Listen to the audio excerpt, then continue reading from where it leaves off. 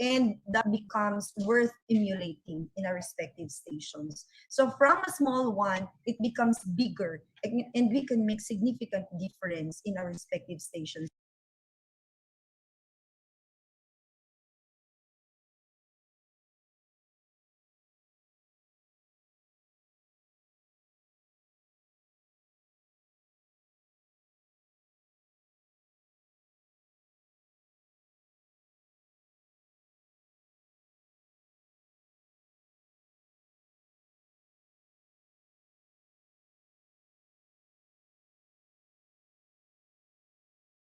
Especially in the lives of our learners. And I know it's not really easy to start with.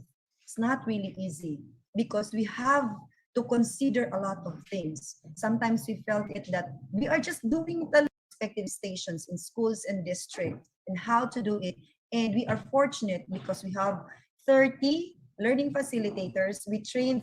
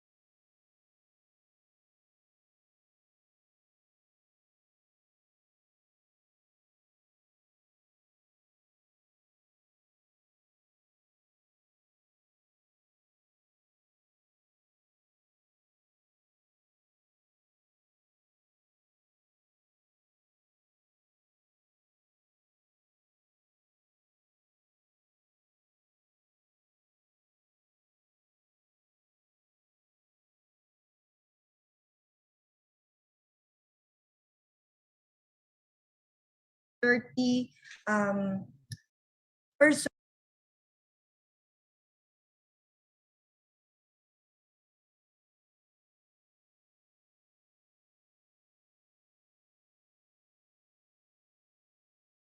of Davao City last year, and they are our core group in giving technical assistance in terms of the SMEA, DisMEA, and Kwatame. So from the division office, they have into quality always as a way of life becomes the practice, and we wouldn't allow na all our work na walang quality.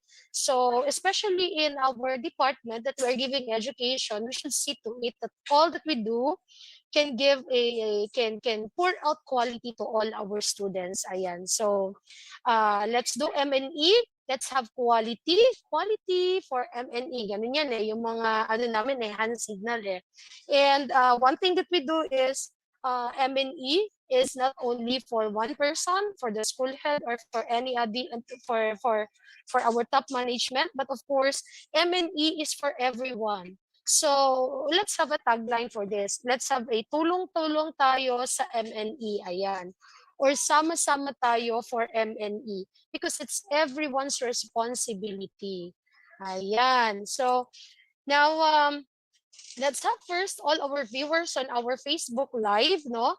Before we'll have our first speaker for this morning, we have some teachers coming from Santa Ana National High School, no? Ma'am Grelly May Katamko, watching from Santa Ana National High School. We also have teachers from Elias B. Lopez Memorial National High School, Eden, Bayabas, Turil. I bet malamig dyan ngayon sa Eden, Ma'am Fatima Bringas, no? And all our school heads like Ma'am Fritzi Capulong. I saw also Ma'am Inday Ramos is on our live. Tapos sino pa bang nandito? And all other teachers and master teachers of DepEd Davao City Division. Okay, so I know that everyone is very much excited on what are the information that we'll be getting for this morning. Now, before we start with our first speaker, let's have first our pre-test.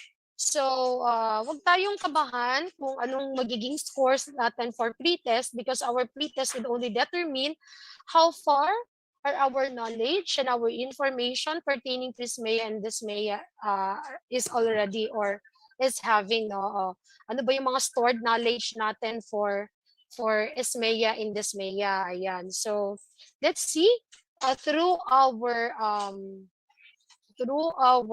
pre-test this morning kung ano na po yung mga nalalaman natin regarding this term or this tawag dito, endeavor ng Department of Education. So let me share to you the QR code. What you will do is you just scan the QR code and you'll be directed to the questions for our pre-test. Ayan. So let me have first our QR code for our pre-test. We will be giving everyone 20 minutes for our pre-test. And our time right now is, I think it's, time are we having here? 9:35. So I think at 10 o'clock in the morning, we'll be starting with our first session because we'll be having 20 minutes for our pre-test. So let's have the pre-test now. And so let's have it. Start.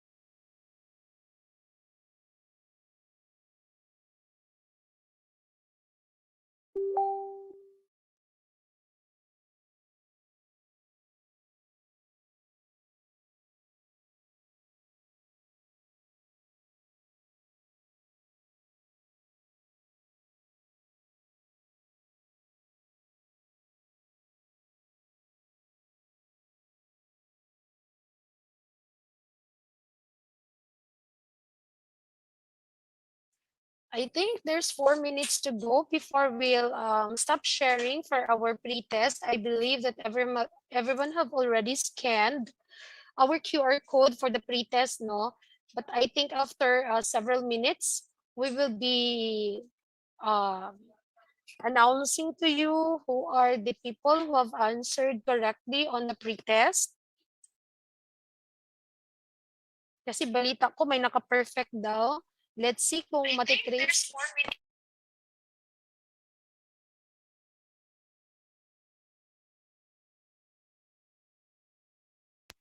Balita ko may naka-perfect daw po sa ating pre-test. Congratulations kung sino man ang naka-perfect sa pre-test.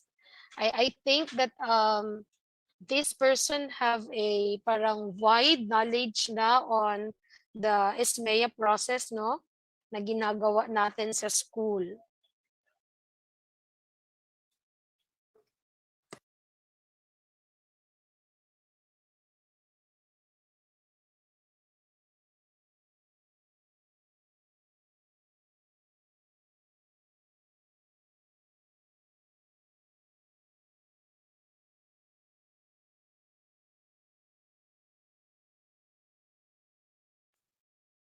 So I think we'll have 3 minutes more to go before we'll end up with our pre-test.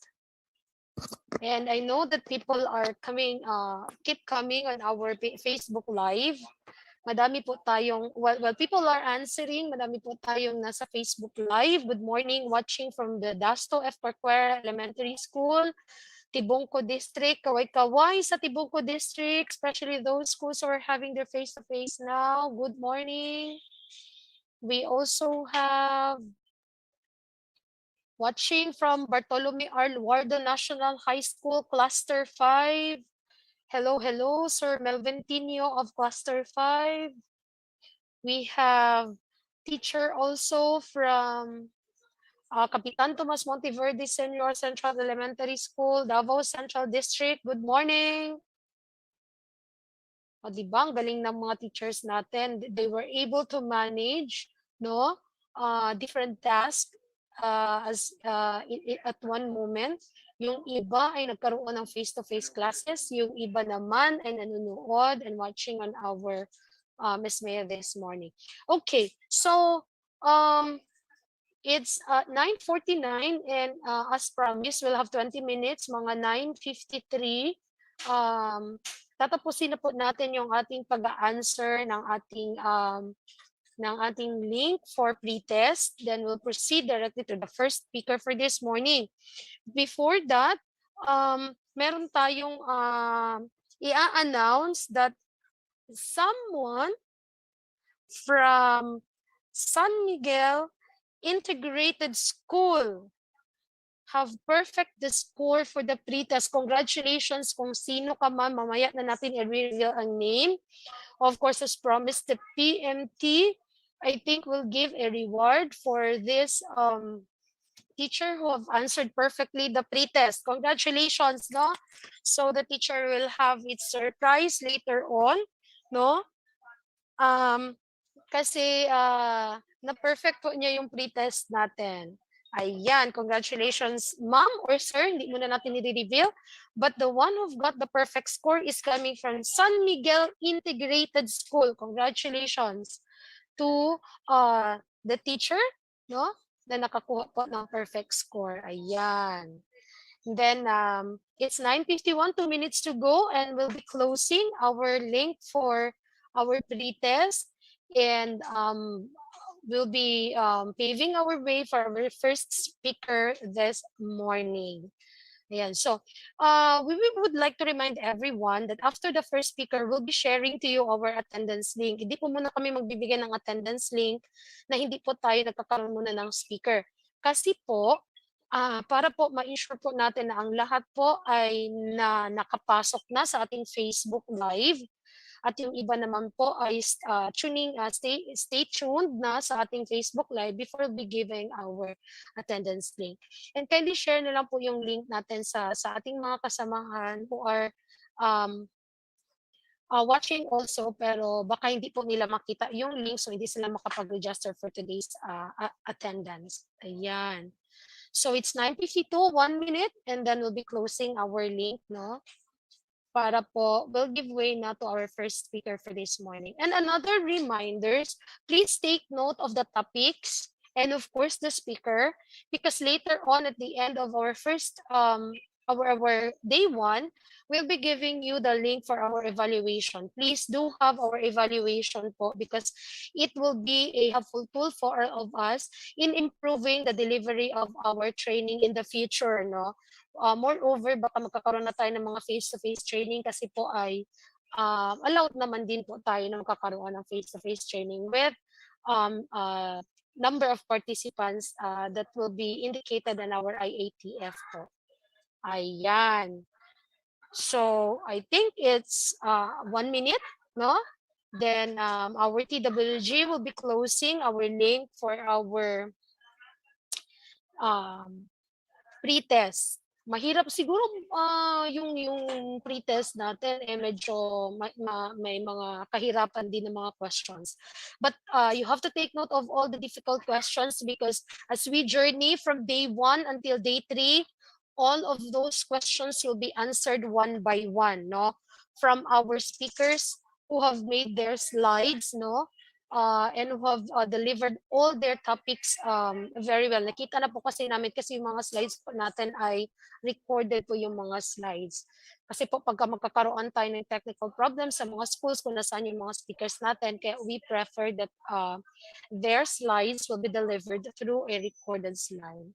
Ayan. So it's 9:53 and we'll be closing our link, no, for pre-test, and we will give way for our first topic this morning, which is all about monitoring and evaluation, or the M&E system, and as well as the M&E in the government sector. And this will be given to us by our first speaker this morning, a master teacher from Davao Central District, Ma'am Michelle Sardido. So let's pave our way for Ma'am Michelle.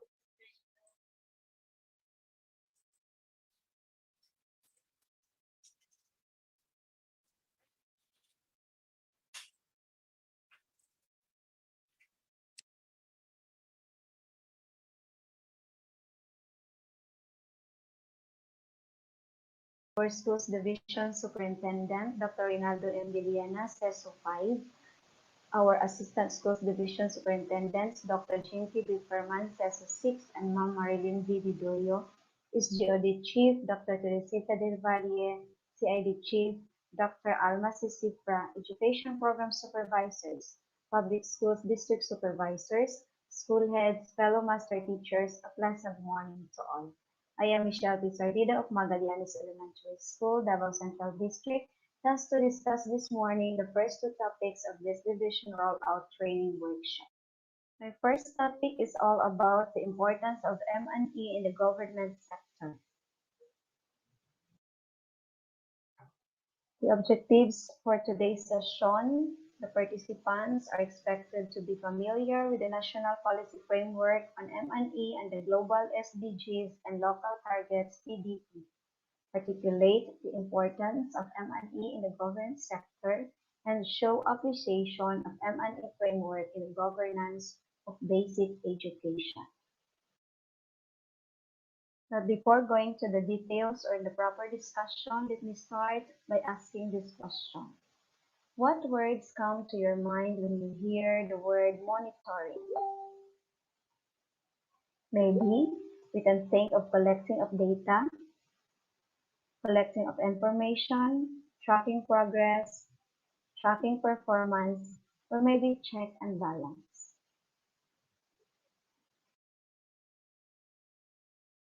How about evaluation? What comes to your mind when you hear that word? Maybe you think of an assessment, appraisal against standard, measures performance, making judgment, or a systematic determination of performance.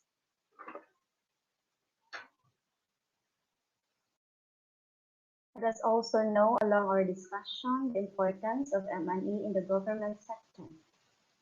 So we're able to answer this question. Why is M&E important in the government sector? Again, let's go back to this question. What is monitoring and evaluation? I know you already have your own definition of monitoring and evaluation in your mind by this moment. But before that, let me have a short background on the description of the monitoring and evaluation system. Monitoring and evaluation, or M&E, in the Department of Education has undergone major enhancements since 2011, previously limited to data collection and validation. But M&E now supports decision-making and is a critical source of input to prepare school improvement plans, division education development plans, program implementation reviews by the central office, and regional basic education plans.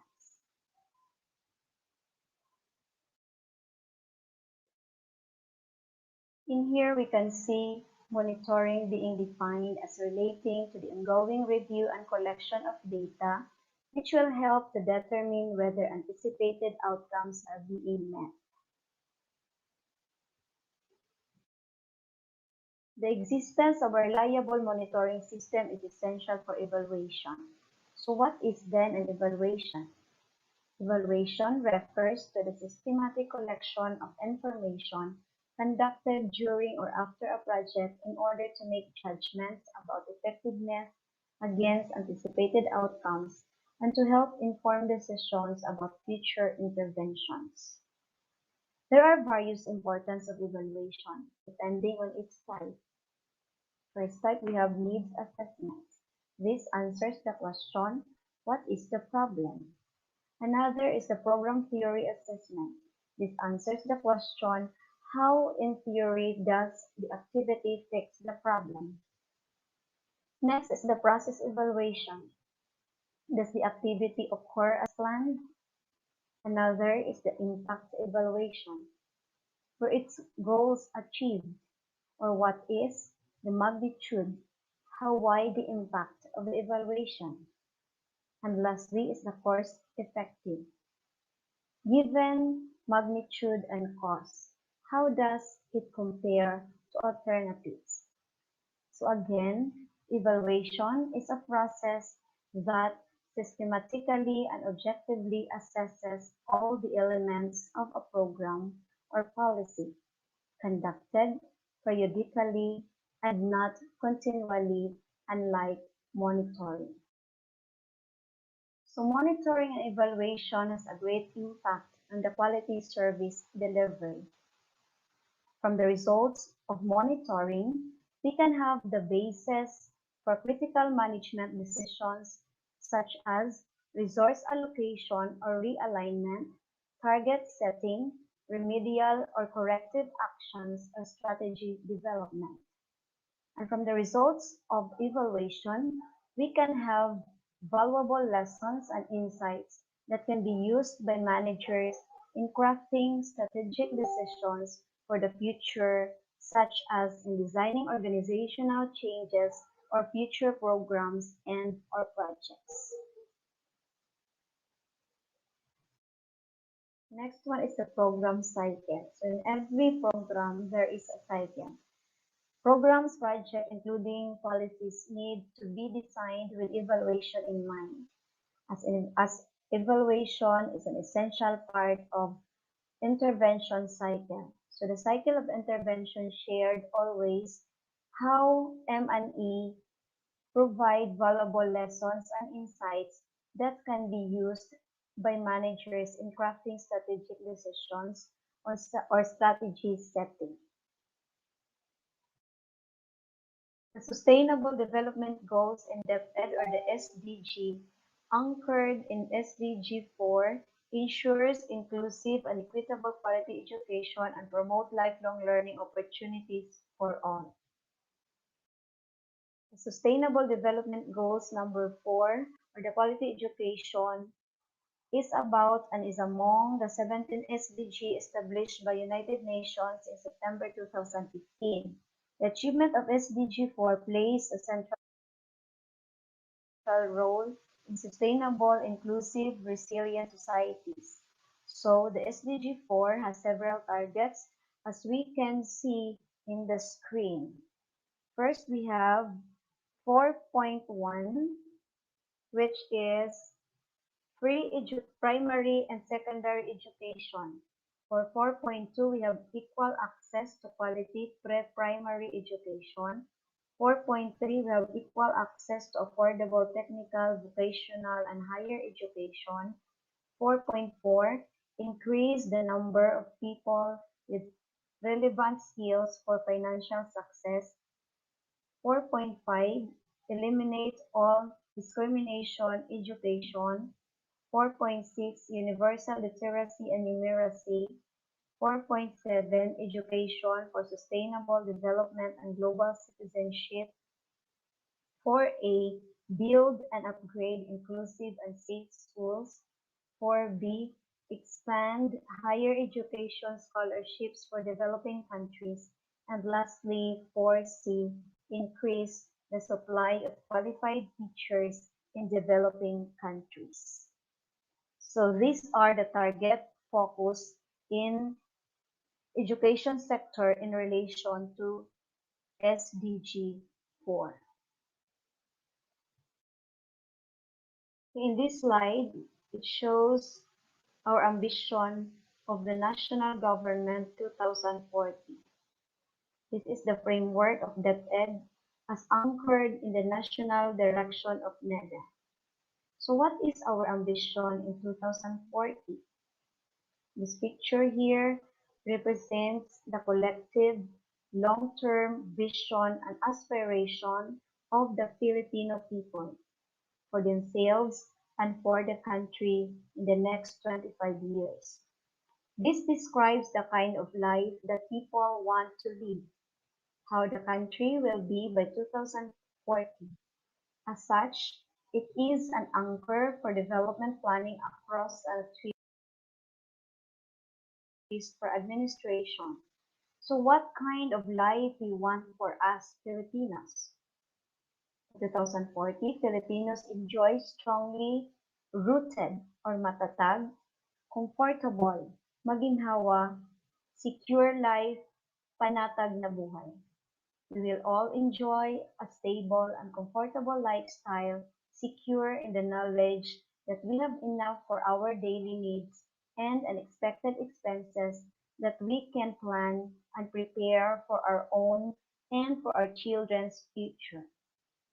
Our family lives together in a phase of our own, and we have the freedom to go where we desire, protected and enabled by a clean, efficient, and fair government.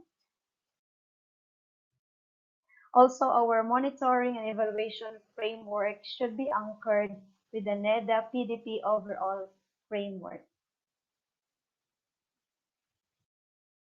In support of strengthening the M&E system of the government agencies, DBM and NEDA issued a joint memorandum circular on the national policy.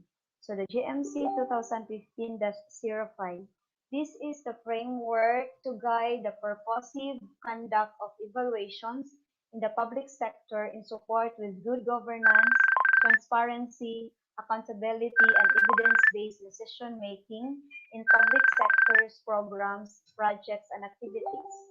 This joint memorandum circular was followed later by National Budget Circular number 565 dated December 2, 2016, entitled Adoption of a Results-Based Monitoring and Evaluation Reporting or RBMER policy, which is to strengthen, streamline, and standardize RBMER system evidenced by timely, useful, accurate, and credible reporting of performance information to support policy and programs, improve expenditure management in local and national decision making. So what's the purpose of this NEPF? We have three purposes. First, support for evidence-based decisions. Second, ensuring program improvement and ensuring accountability. We have four evaluation standards and principles. We have the relevance, effectiveness, efficiency, and sustainability. For relevance, this would answer the questions: are these aligned and consistent with the national priorities? Responsive to stakeholder needs? Complements other programs and projects? For effectiveness, are the objectives achieved? To what extent is outcome attributable to intervention and any unintended results? In efficiency, outputs delivered efficiently. Any better ways for operational alternatives? Or objectives achieved on time? For sustainability, benefits feels after funding ceased, major hindering and facilitating factors. We have sample in many studies mechanism in the basic education sector. We have 5 samples in the Program Management Information System Studies, or the PMIS. First, we have the process evaluation of the senior high school implementation with the Philippine Institute for Development Studies 2019. Another one is a review of the current situation and practices of multi-grade schools in the Philippines, summary report by the Department of Education together with the CIMEO, ENOTEC, and UNICEF 2020. Another one is the results of an impact evaluation study on DepEd school-based feeding program by the Philippine Institute for Development Studies 2016. The fourth one is the BASA Pilipinas Impact Evaluation by the USAID/Philippines last November 2017. Lastly, we have the BASA Pilipinas Program Early Grade Reading Assessment Final Evaluation Report by again USAID Philippines 2018. So let's proceed now to the contributions of monitoring and evaluation to sound governance. First, this is to support policy making, especially budget decision making, performance budgeting, and national planning. This process focuses on government priorities among competing demands from citizens and groups in society. So M&E information in support government deliberations by providing evidence about the most cost-effective types of government activity, different types of employment, programs, health intervention, or conditional cash transfer payment. Also, this is to help government ministries in their policy development and policy analysis work and in program development. Another one is to help government ministries and agencies manage activities at the sector, program, and project levels. This includes government service delivery and the management of staff. M&E identifies the most efficient use of available resources it can be used, and it also identifies implementation difficulties, for example. And the last one is to enhance transparency and support accountability relationships by revealing the extent to which government has attained its desired objectives. So M&E provides the essential evidence necessary to undermine the strong accountability relationship as such as government to Parliament of Congress, to civil society and to donors, and it also supports the accountability relationship within government, such as between national and local governments, among agencies and its leaders. Strong accountability can provide incentives necessary to improve performance. For the synthesis of this topic, monitoring information and evaluation findings can contribute to sound governance in a number of ways. evidence-based policy making, including budget decision making, the policy development, management, and accountability. In the Department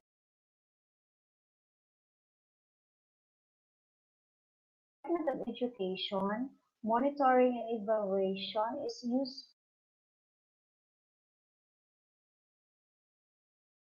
to improve the delivery of basic education services in order to achieve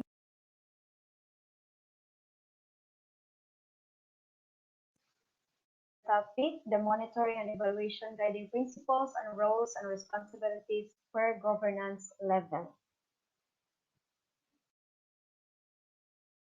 For the objectives in our second topic, at the end of the session, participants are able to be familiarized with the monitoring and evaluation guiding principles and monitoring and evaluation roles and responsibilities per governance level. This guiding principle would serve as our guidance as we conduct monitoring and evaluation with our respective units.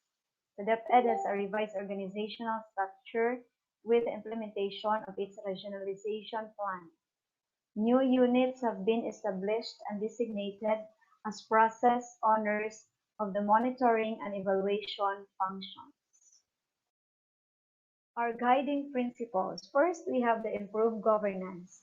Improved governance refers to how we conduct our public affairs and activities and how we use or manage our resources. This also entails increased transparency, accountability among education leaders. Next one is the development oriented. So the monitoring and evaluation results must be planned and conducted through evidence-based. This contributes to the improvement in the delivery in the basic education services. The third one is undertaken ethically. This is the most sensitive part since we include our stakeholders as a subject in our monitoring and evaluation. It should be handled with sensitivity and we need to be responsible in conducting of the monitoring and evaluation and maintain the respect and uphold their privacy, values, and culture. Reporting should be fair and balanced in manner. For the utilization oriented, again, this must be evidence-based so that we can apply the results. And there should be accessible and organized central repository monitoring and evaluation reports. In methodologically sound and appropriate, they should be anchored in national indicators in the data must be systematically analyzed and triangulated for improved credibility. The sixth one is operationally effective. So the results of monitoring and evaluation should be embedded in the implementation plans with the resources and systematic integration of monitoring and evaluation in all organizational operations to make it more resilient to administrative changes. The last one is the shared responsibility. This would help us have a better achievement of the goals. M&E results should help us improve our governance. It is not just the business of our leaders, but it is everybody's responsibility. So mentioned a while ago are the 7 guiding principles. Now let's proceed to the roles and responsibilities for governance level. Okay, we can see in here the layering of the tasks in having the monitoring and evaluation. So we have from national M&E system down to school M&E system. So the responsibilities in national monitoring and evaluation system, it defines the scope of DepEd M&E system. Also, it includes continuous review and enhancement of performance indicators that shall ensure that needs of all learners are addressed. In the regional M&E system, it must ensure the effective efficient, and inclusive implementation of all education policies and programs and achievement of desired outcomes. Also, it provides the regional policymakers and implementers with timely and appropriate feedback on the implementation of DepEd policies, programs, and delivery systems. In the school division monitoring and evaluation system level, this focuses on determining effectiveness and inclusiveness of schools in providing basic education services, serves as a mechanism for reflection on the SDO's capacity to provide timely and needs-based basic education support services to schools. In the school and monitoring and evaluation system, it makes teaching and learning process more learner-centered and school-based management more effective and inclusive. It provides the platform for shared governance in developing, implementing, and sustaining effective inclusive schools. Also, it provides school heads, teachers, non-teaching staff, and communities with critical insights, lessons, and timely information on the performance of all learners. Now, the roles and responsibilities of offices. Okay, we have the first column, the M&E system. The second is the overall lead. The third column is the process owner, and the last column is responsible offices.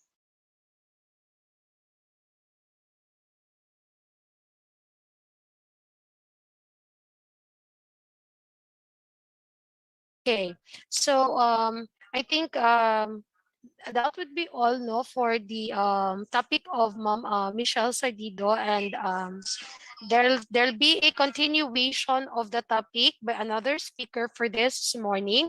But before we'll continue with that, let us have first the link for our attendance this morning.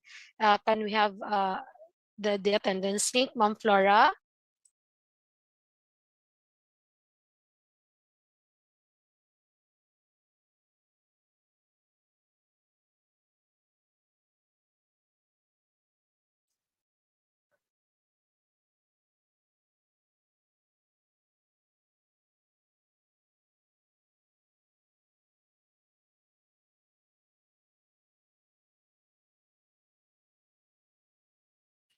So this would be our attendance for this morning for our division rollout of the contextualized DepEd, ISMEA, and Katame with reference to Division Memorandum number 356 series of 2022.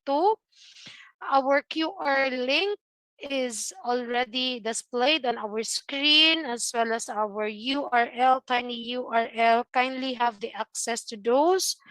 Please also share it no to other participants so that they'll be able to have their attendance for this morning.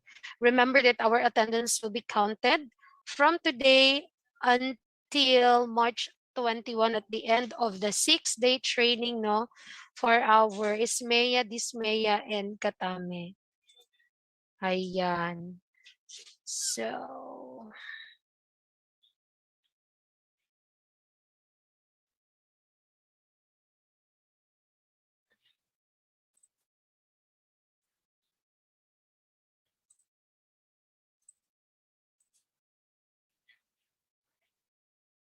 lagi. Ano nawala siya pa niya.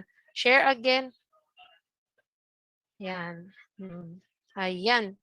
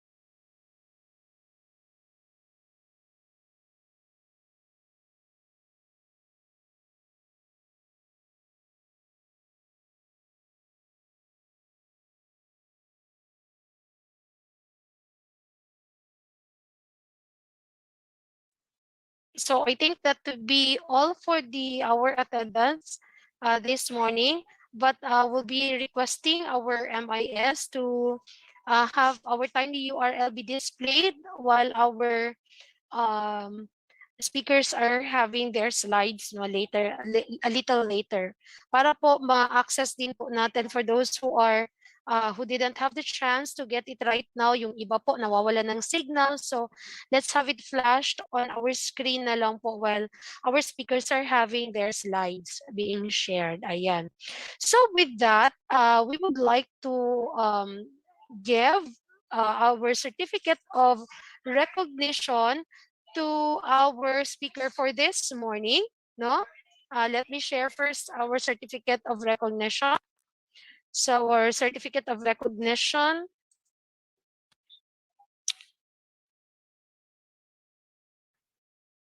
Let me read the citation first. Republic of the Philippines, Department of Education, Region 11, Division of Davao City, Certificate of Recognition is presented to Ma'am Michelle T. Sardido for her outstanding performance as resource speaker during the division rollout of the contextualized district monitoring evaluation and adjustment, school monitoring evaluation and adjustment SMEA and Kwatame held on March 14 to 16, 2022 via an online platform, given the 16th day of March 2022 in Davao City, Philippines, signed none other than our Schools Division Superintendent, Sir Reynaldo M. Giliana, CESO 5. So this is in reference to Division Memorandum 356 series of 2022. Ayan. So let's clap our hands for Ma'am Michelle T. Sardido for being our resource speaker. But of course, if you have noticed, we have cut the topic of Ma'am Michelle Sardido because this will be continued by one of our brilliant speaker also for this morning, no, which is another master teacher, specifically a master teacher 3 from Doña Carmen Denia National High School. Help me welcome our next speaker for this morning, Sir Jerry Papa. Ayan. So let me share na lang the slide no, being shared to us by Sir Jerry Papa.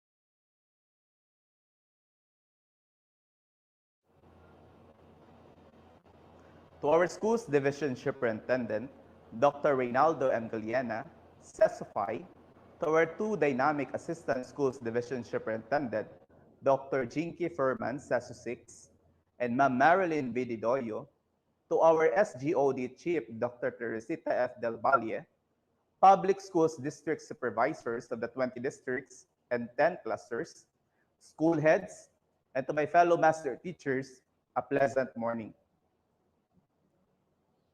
My task this morning is to discuss with you the monitoring and evaluation, guiding principles, roles, and responsibilities per governance level and the core process. At the end of this session, you will be able to familiarize the monitoring and evaluation guiding principles and monitoring and evaluation roles and responsibilities per governance level.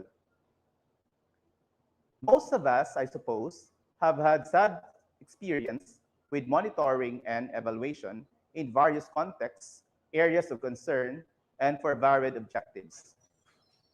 But can you recall when was the time you did monitoring and evaluation in the right way? To answer that question, let us discuss significant concepts on monitoring and evaluation principles. There are 7 guiding principles. Let's discuss them one by one. First, monitoring and evaluation contribute improve governance. What is meant by this? That everyone is included. Internal and external stakeholders should be involved in the monitoring and evaluation. Ang monitoring and evaluation ay pinapabuti nito ang pagpapalakad ng isang paaralan. That is why we are public servant. Second, monitoring and evaluation is development-oriented. It is just similar with the school performance, primarily that can be found in the office performance commitment and review form for the school head, and even the IPCRF or individual performance commitment and review form for the teachers and master teachers, and IPCRF anchored on the OPCRF of the school head for the head teachers. This should reflect our organizational performance, our key result areas, thus improve organizational performance. If you will conduct monitoring and evaluation in the school, you may check first, how can you contribute to it? Or how can monitoring and evaluation contribute in the school? Third, monitoring and evaluation should be undertaken ethically. This should ensure proper labeling, and we need to avoid sugarcoating. There is no way of sugarcoating the reality, and no benefit in doing so. In other words, the data speak by itself. Fourth, monitoring and evaluation is utilization-oriented. Para saan ba ang monitoring and evaluation? How are we going to ensure that the data shall be used by the colleague or the management? It should be reflective process. The process of reflective thinking is intentionally considering and is being done now. What has been done previously? What has been experienced? And what has been learned? Fifth, monitoring and evaluation is conducted methodologically sound and appropriate. What are some of the ways on how we conduct monitoring and evaluation? There are several methods and techniques. One of them is through focus group discussion, or FGD. The participants in the FGD should be of the same group and level. Meaning to say, if your participants are all master teachers, then MTs should be the only your participants. Kapag teachers naman, then teachers lahat din. Aside from the focus group discussion, you may conduct monitoring and evaluation through class observation. The classroom observation tool rubric that we are using right now is an assessment tool used to assess teachers' classroom performance. The rubric for each PPST classroom observable indicator is intended to assess teachers' classroom performance across learning areas and grade levels. We also have surveys. One of that is the formal survey, where you can use it to collect standardized information from a carefully selected sample of people or households. Survey often collect comparable information for a relatively large number of people in particular target groups, providing baseline data against which the performance of the strategy, program, or project can be compared. So another method is to SWOT analysis. So SWOT means strengths, weaknesses, opportunities, and threats. A SWOT analysis can be used to determine potential strategic options. So this technique is used in evaluation to ensure that the implemented strategy is appropriate to the scenario stated in the analysis, despite its origins as a planning tool. We have also process monitoring. Process monitoring is a key component of any monitoring and evaluation system. Process monitoring informs management and a donor about the actual implementation of project activities in the field. It involves several steps. First, planning. Second, monitoring. Third, evaluation. Then lastly, we have learning and applying the findings. Thus, it has its own cycle. Next, we have also used checklists and monitoring tool, which are aligned to the indicators that you set. There is also quantitative and qualitative method. So when you speak of quantitative method, quantitative method or observations are made using scientific tools and measurements. The result can be measured or counted for any other persons trying to quantitatively assess the same situation should end up with the same results. On the other hand, when using qualitative observations, there are, or that is more subjective.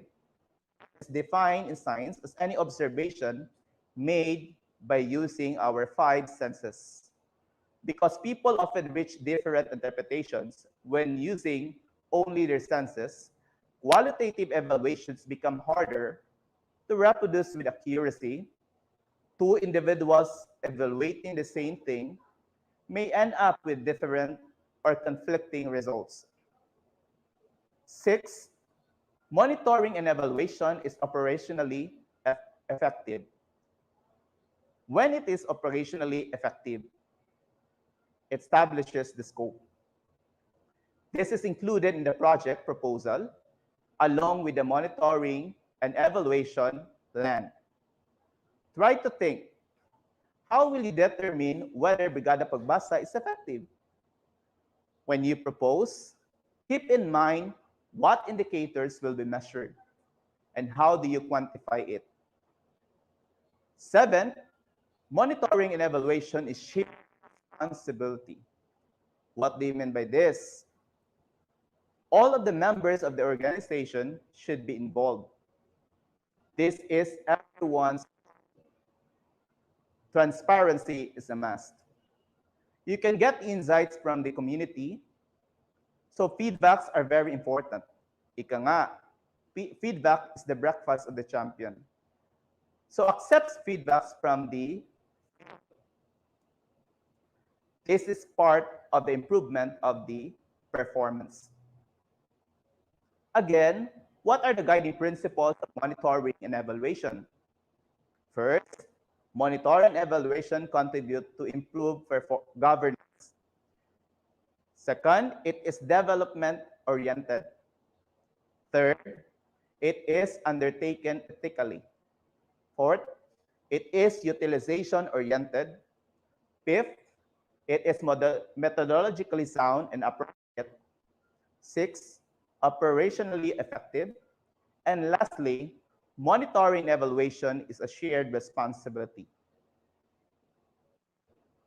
And now let us discuss what are the roles and responsibility per the governance level.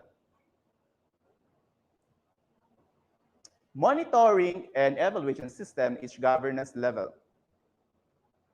In the national level, we have there the DepEd Central Office. So they define the scope of the DepEd monitoring and evaluation system. This includes ongoing evaluation and improvement of performance indicators to ensure that the needs of all learners are being met. What about in the regional level? So the regional monitoring and evaluation system in the regional level. So the DepEd Regional Office ensures the effective, efficient, and inclusive implementation of all education policies and programs and achieve achievement of desired outcomes. They provide the regional policymakers and implementers with timely and appropriate feedback on the implementation of the DepEd policies, programs, and delivery systems. They are one responsible to give results and feedback to the central office. What about in the school division? So we have school division monitoring and evaluation. It focuses on determining how effective and inclusive schools are providing basic education services. It acts also as a vehicle for reflection on the schools division office ability to provide schools with timely and needs-based basic education, support, and services. And in the school, we have the school monitoring evaluation system. They allows for more teaching and learning, as well as more effective and inclusive school-based management. They also provide platform for shared governance in developing and implementing and sustaining effective and inclusive schools. They provide school heads, teachers, non-teaching staff, and communities with a critical insight, lessons, and timely information on the performance of all learners.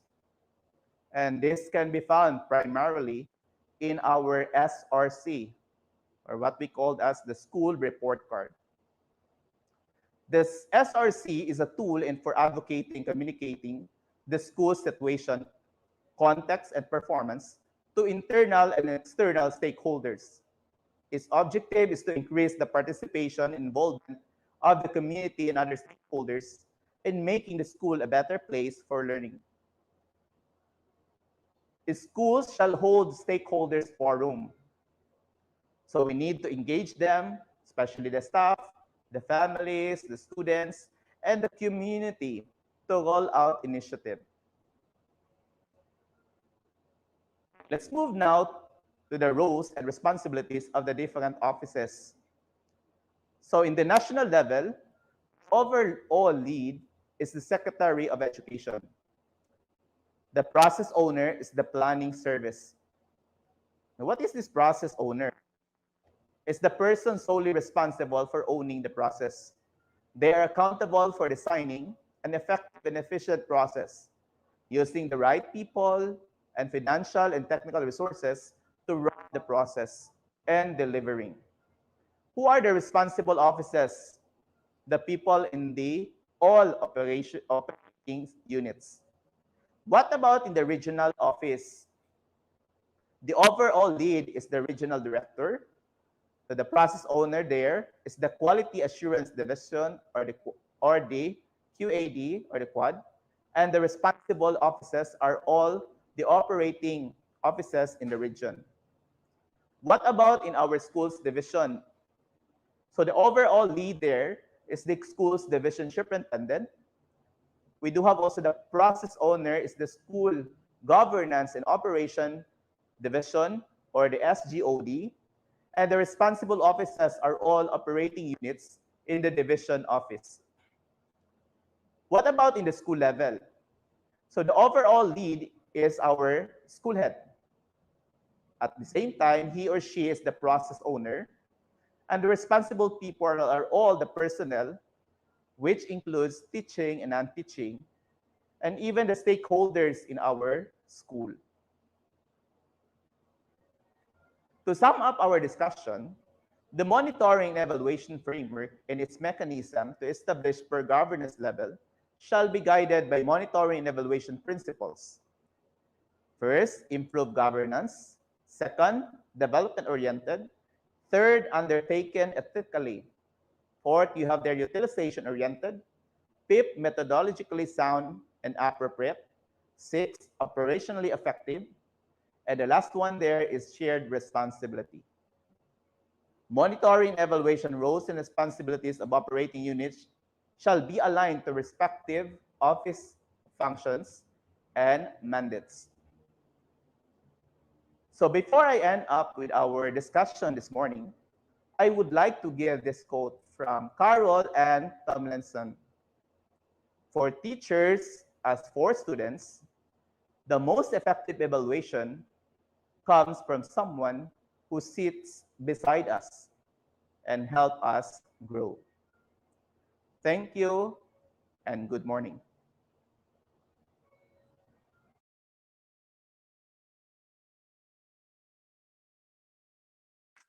Thank you so much, Sir Jerry Papa, for that very comprehensive discussion on your topic on MNE guiding principles and the MNE term of reference. Ayan. So at this juncture, um, we would like to give the certificate of recognition, no, to Sir Jerry Papa for his contribution on our discussion this morning regarding the MNE principles and MNE term of reference. So let me share our certificate of recognition for Sir Jerry Papa this morning. Ayan.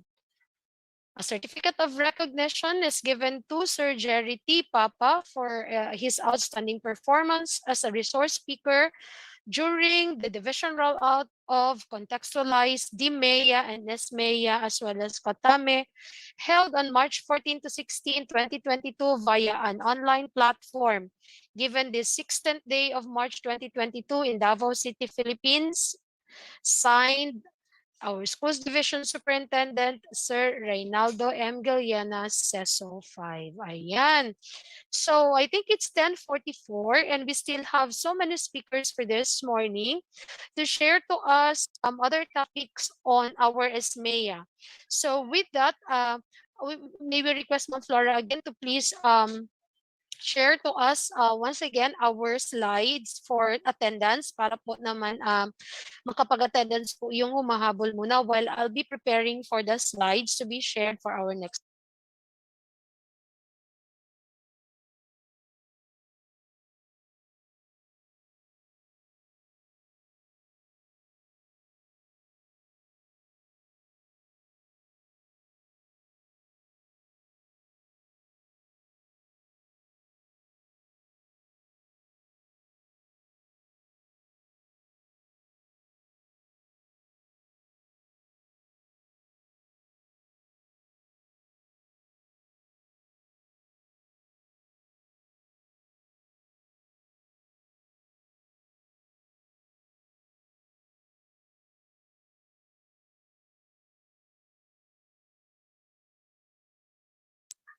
Okay, so I think everyone have already scanned the QR code and have accessed our attendance link, no, for this morning.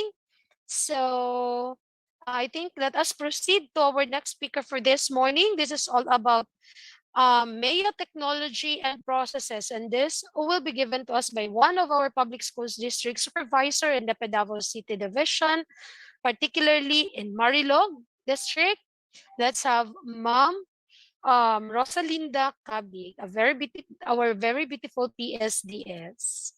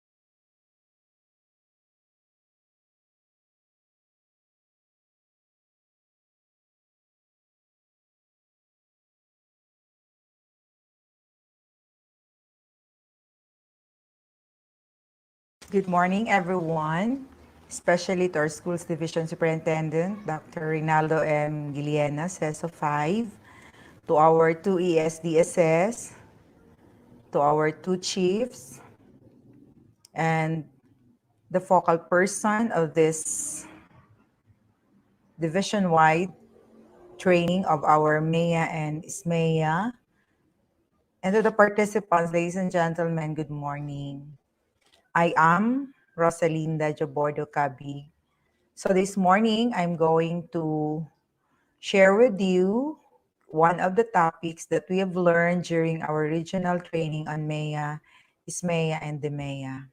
We'll be sharing with you the topic on MEA technology, which was shared to us by our speaker, Ma'am Lizelle C. Padua, the SEPs of SDO, Mati City. I hope that my short topic will inspire us all, school leaders and master teachers, to appreciate the beauty of the school monitoring, evaluation, and adjustments, and that our SMEA will be given importance, for this will lead us to make a doable plan and adjust our strategies to reach our ultimate goal, which is to improve the learning outcomes of our learners in school. So what is MEA technology? MEA is a process. It is also a strategy and a mechanism. So when we speak of process, it is a periodic monitoring and evaluation of the progress of the school, district, division, and its delivery of education services, as well as its performance as an organization. So in the school, we conducted ISMEA. So we did that every quarter. So first quarter, second quarter, up to the fourth quarter. So that can be considered. That's how we conduct our monitoring and evaluation in our respective schools.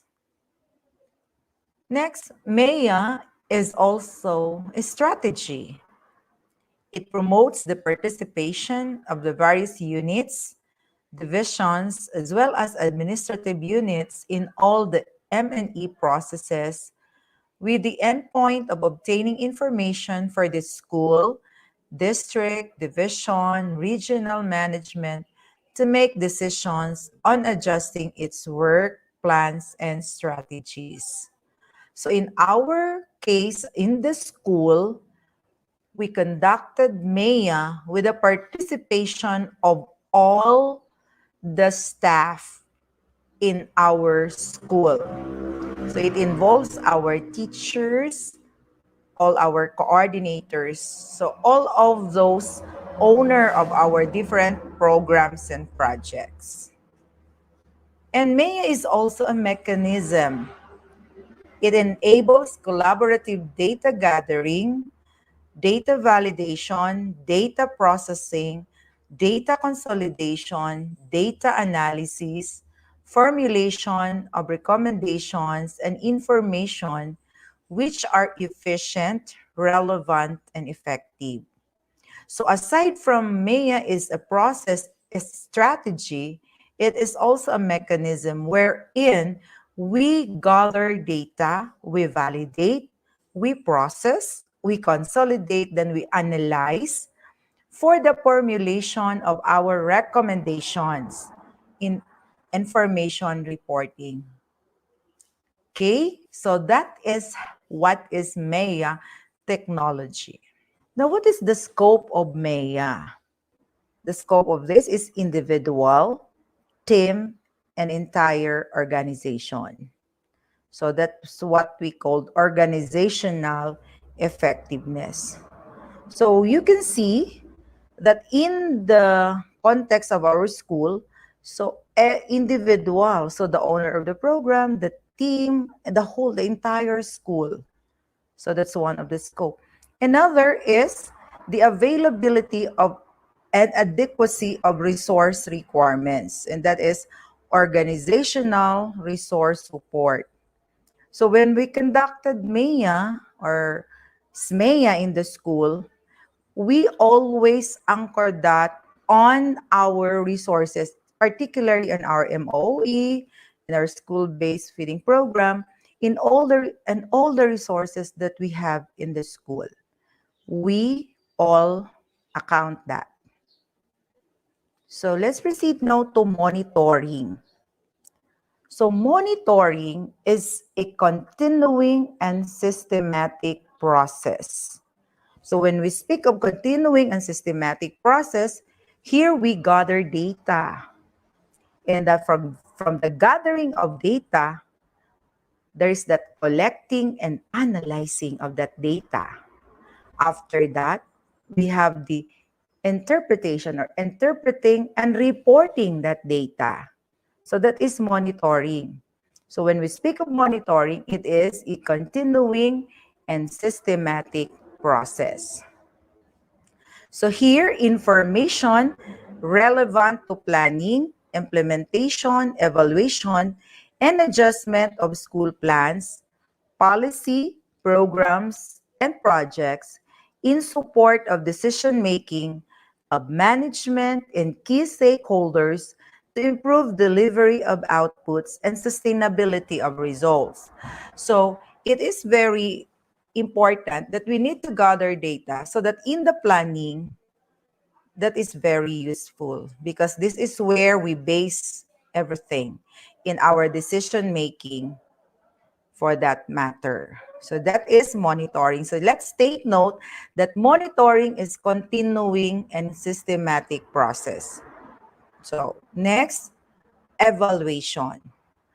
So when we speak of evaluation, it is a process of determining the worth or significance of the outputs and results in terms of efficiency, effectiveness, and sustainability. This includes establishing the accomplishment of school improvement plan, annual implementation plan or our SIP and AIP objectives, and the overall contribution of the school to the Division Education Plan or DEP targets of the school's division where it belongs to the Regional Education Development Plan or the REDP targets.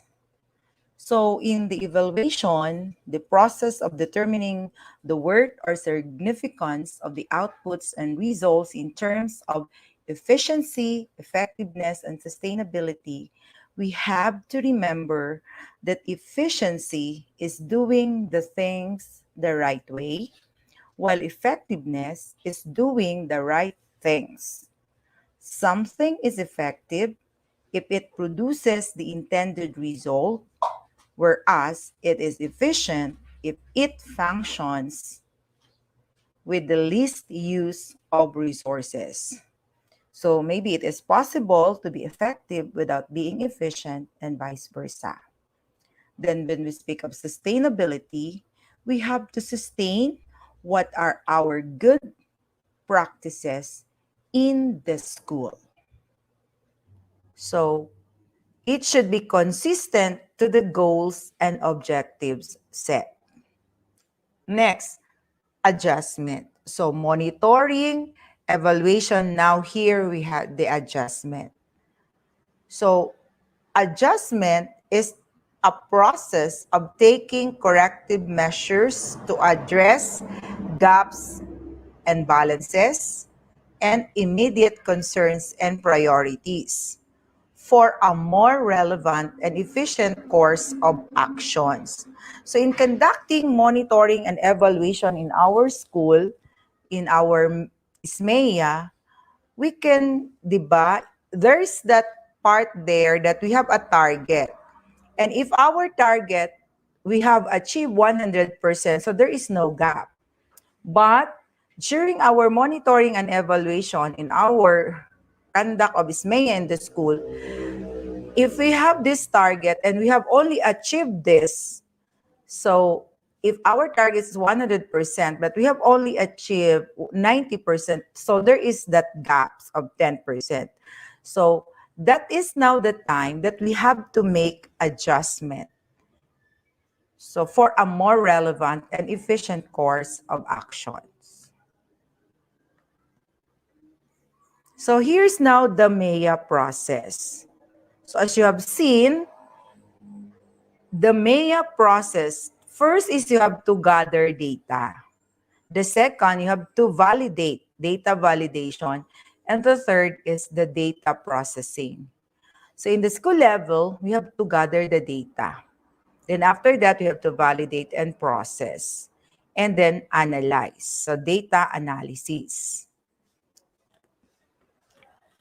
Then after the data analysis, we have that reporting of MEA results to management and stakeholders. Then after that, we have to formulate our recommendations and adjustments of plans and strategies. So this one, the data gathering, the data validation, data processing, and data analysis, that is already pre-MEA. So pre-monitoring, evaluation, and adjustment. So the MEA proper is wherein we report the results to our management and to our stakeholders. So in our case in the school, we need to share to our stakeholders the result of our MEA, of our monitoring, evaluation, and adjustment. So that there we can also formulate recommendations. So if the reporting of the result of our MEA is participated by our stakeholders, maybe our stakeholders will be the one to give solutions to the gaps and priorities that we have not achieved for that quarter. So it's very important that we have to involve our stakeholders in reporting our MEA, not only to the management, but as well as to our stakeholders. And the last is the post-MEA. So after we have conducted our SMEA, we have identified that we have gaps and priorities that need to be answered. So that's the time that we have to conduct adjustment of our plans and strategies.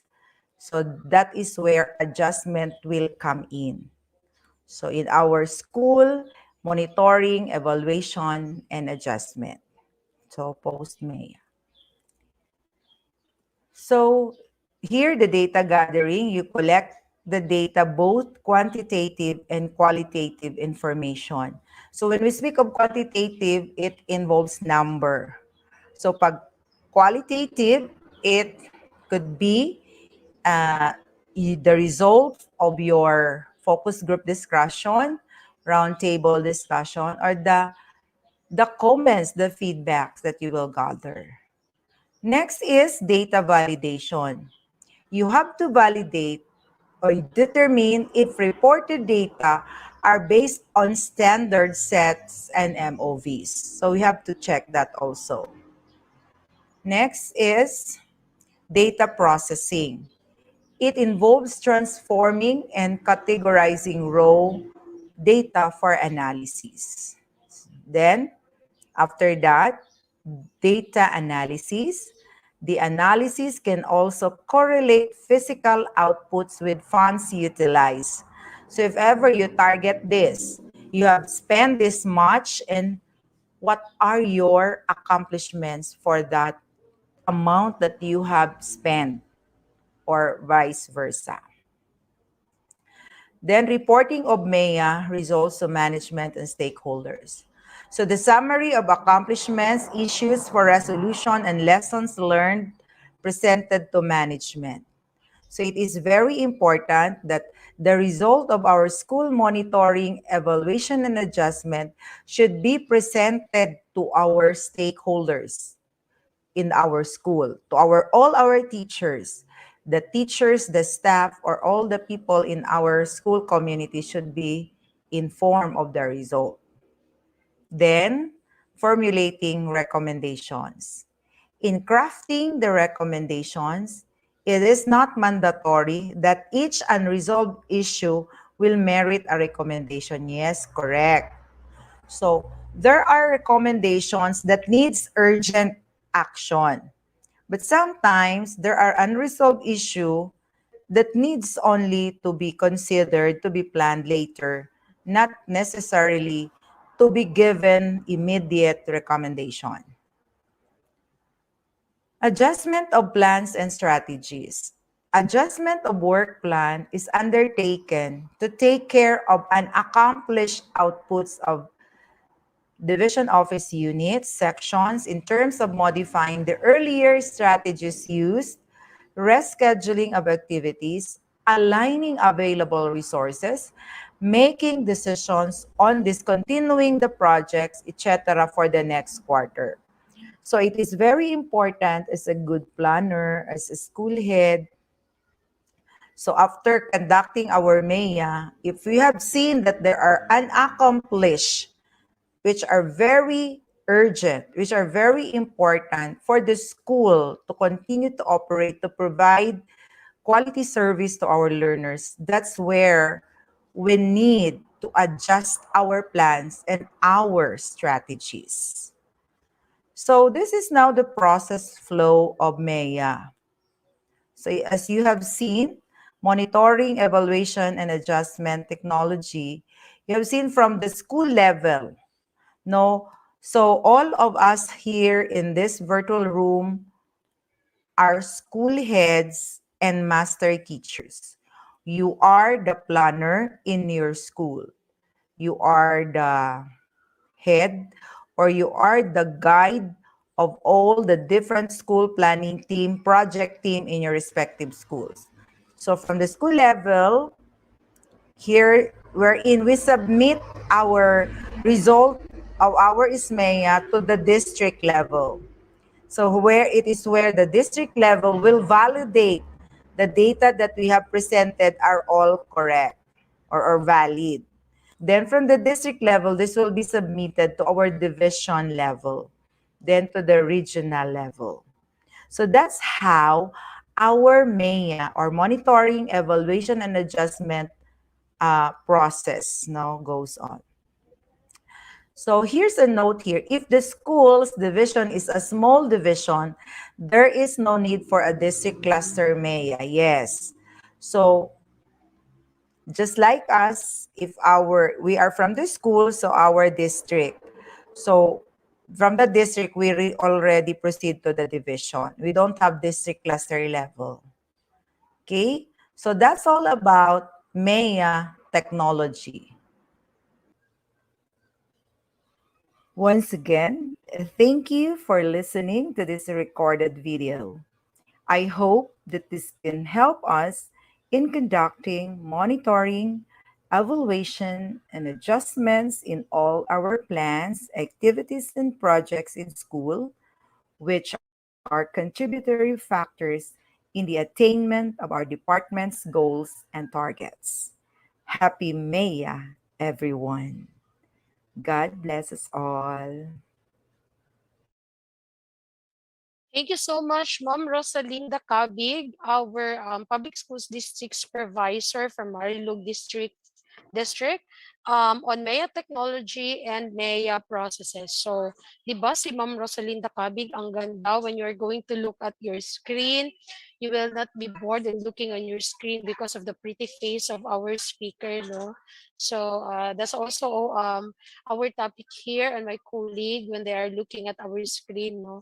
Na, sus, kagwapa ni Ma'am Ugnaw sa iyang screen, no? So, that would be another parang entertainment on our eyes while looking at our lessons and our sessions on our screen. Ayan. So with that, let me share this the certificate of recognition for Ma'am Rose Kabig for this morning. So later,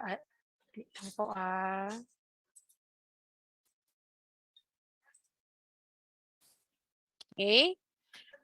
So our certificate of recognition is hereby presented to Dr. Rosalinda D. Cabig for her outstanding performance as resource speaker during the division rollout and contextualized district monitoring evaluation and adjustment, school monitoring evaluation and adjustment, and Katame held on March 14 to 16, 2022 via an online platform given the 16th day of March 2022, Davao City, Philippines.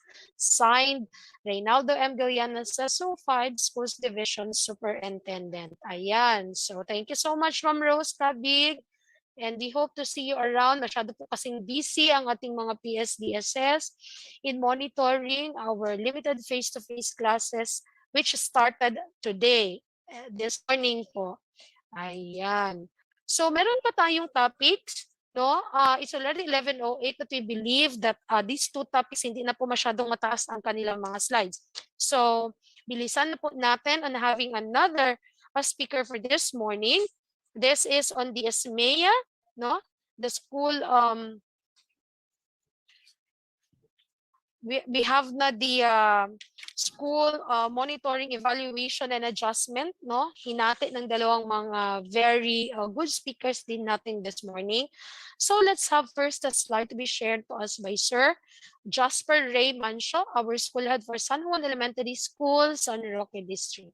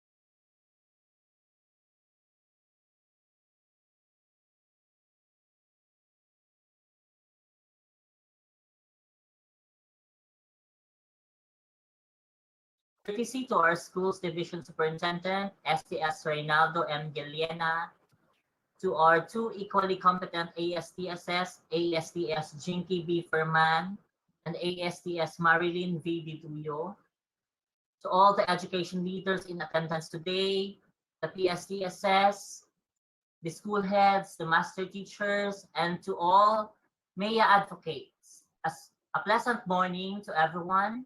I am Jasperati Manso, and I will be sharing with you the first part of the session, Monitoring, Evaluation, and Adjustment in Schools.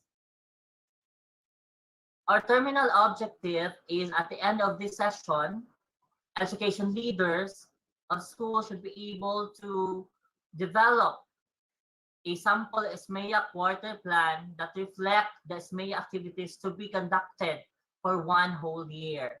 So we will be able to do this by, first, to describe school monitoring, evaluation, and adjustment as a system that enables schools to keep track of its educational processes and deliverables. Second is distinguish between the essential M&E content areas in the school. Third is to identify the components of the school M&E levels. Fourth is describe the process of setting up a school M&E system. Fifth, identify the school MEA structure. And lastly, enumerate the components of SMEA quarter plan. So to start with, I have here an image of an unfinished bridge or a walkway, with one person saying that maybe we should build a boat instead. So in your respective schools, discuss among you, what does this image say or mean to you? Have your school head, master teachers, and co-teachers in attendance share their interpretation of the image. How about this one? Describe the two situations depicted, the situation A and B. How would you apply these two situations into those that are happening in your respective schools? To proceed with, what is SMEA? Most of us here are already familiar with this since we have been accomplishing reports related to this, while some might still be trying to grasp its sense. Well, SMEA, or the School Monitoring, Evaluation, and Adjustment System, refers to a system which identifies the prevalent concerns, issues, gaps, and problems confronting the schools in the delivery of instruction and office services. Such results and findings from the SMEA shall serve as basis for appropriate provision of technical assistance, intervention, decision-making, and policy formulation and contextualization. Its purpose and objective is to provide objective information that can inform decision-making in order to continuously improve the delivery of school services for basic education, and to provide valid, reliable, and accurate data in decision-making to come up with the possible actions and interventions to achieve the desired education outcomes. M&E of the school is designed to obtain and provide information on the content areas that have been derived from the stakeholders' major interests, areas of interest. There are two major focal areas where decisions need to be made.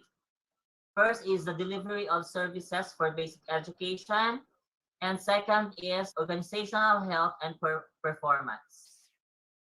Delivery of services for basic education covers curricular programs, education resources, teacher performance, and learner performance, while school management productivity, and community partnership falls under organizational health performance.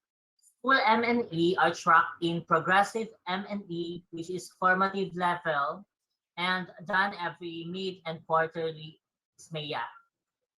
And the results M&E, which is the summative level, and accomplished during the end of the school year SMEA. So the input level is concerned with tracking the resources required to implement the school programs and projects on provision of access, quality, and relevance, and the school management and administration. It should be able to provide information on their adequacy, accessibility, or availability in terms of financial, physical, and human resource, while output level, on the other hand, looks into the efficiency and effectiveness of the delivery of the intended services of the school in terms of its programs and projects and the implementation strategies used. So it also scans the circumstances influencing implementation positively or negatively, with the end in mind of being able to improve delivery of school education services. The contextualized school monitoring, evaluation, and adjustment.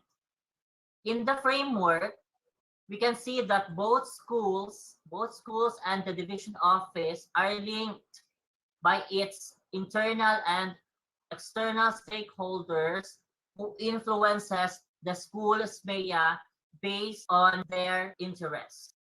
Plans of actions and decisions of both entities directly influence and affect each other.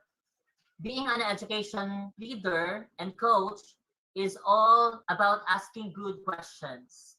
This is where GROW model comes in. GROW is a simple but effective framework that helps members of our school or organization understand their challenges properly and identify what their next action should be in order to reach a solution. Let's take at how it works. G stands for goals. The first few questions will help members of the organization establish an appropriate objective. For example, what will the system yield? What are goals within the system? R stands for reality. We should then ask members of our school or organization to think practically about their goal and how it would look in reality. Maybe we can ask, what is the value of the process? Or what is the focus?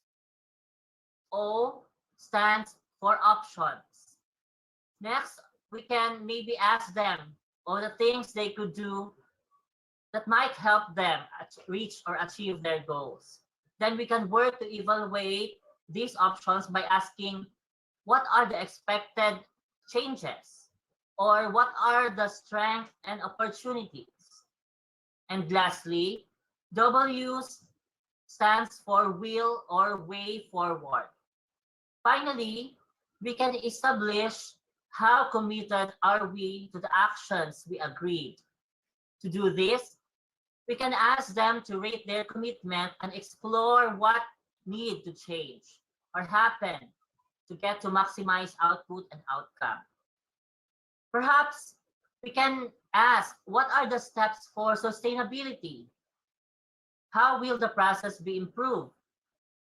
Encourage them to imagine how would they feel if goals are met. Visualizing a successful outcome will motivate them to do even more. By using this GROW model, we can stay on track, engage on self-reflection, and identify relevant and realistic action that will help achieve the overall objectives. My school, my MEA. So another task for you to accomplish later is to go over the SMEA indicators of and determine which of the system indicators have you accomplished within your school or in your school. Discuss among you the SMEA system, innovation indicators, and the sustainability indicators.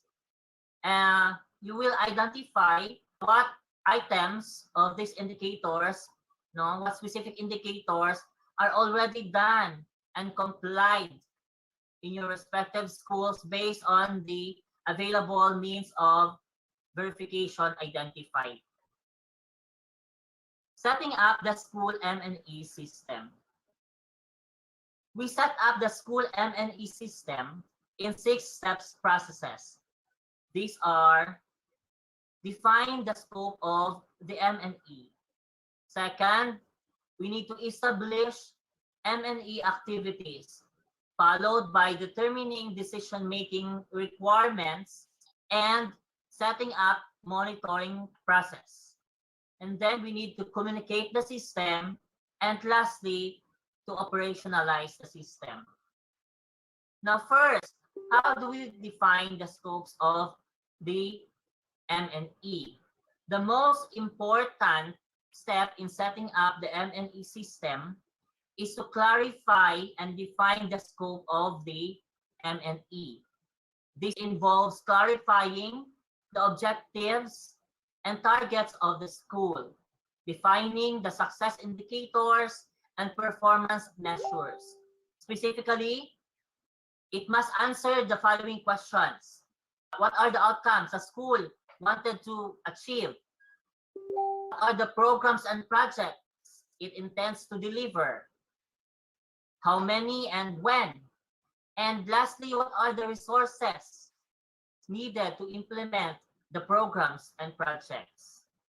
The second step in setting up the school M&E system is establish M&E schedule. Set up the schedule for conducting progress M&E, which is done monthly and quarterly for the content areas. The results M&E through the annual implementation review and the post-implementation review for evaluation and adjustment at the end of the SIP cycle. Third step is to determine the decision points needed by the school head. Decision-making requirements of stakeholders as suggested in the framework for the school where M&E already exists, the following should be considered: the unaccomplished target, the issues and concerns on programs and projects, the lessons learned, the hindering and facilitating factors, the promising practices, the sustainability strategies, the recommendations, and the technical support needed by the school.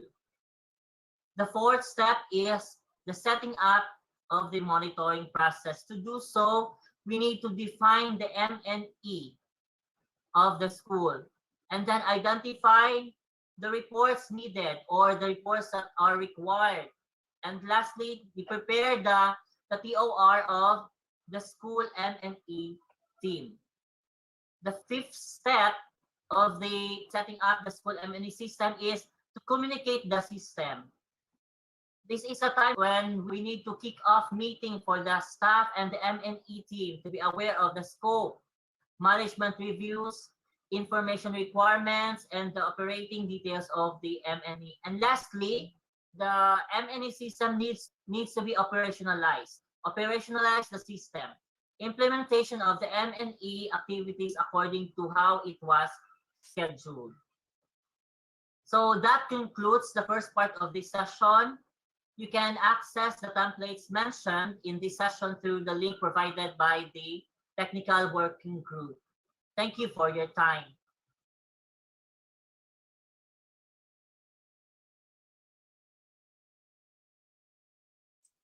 Thank you so much, Sir Jasper. No, that was our speaker for the SMEA, and it was been said that there will be a continuation that will be given also by our another speaker. So continue na lang muna tayo sa isang speaker natin para continuous po yung ating learning for this morning. So, share lang po ako sandali lang. Pa-announce na lang din po ako. There are people who are at our waiting room for our Zoom. Baka kasamahan po natin sila. Pa-share na lang po sa kanila yung ating FB group because we will not be accepting them on our Zoom kasi baka po dadami po yung participants sa Zoom and will not be able to give time for our speaker to be admitted to the Zoom link natin. So pasabi na lang po sa kanila that they need to be on our Facebook live page po.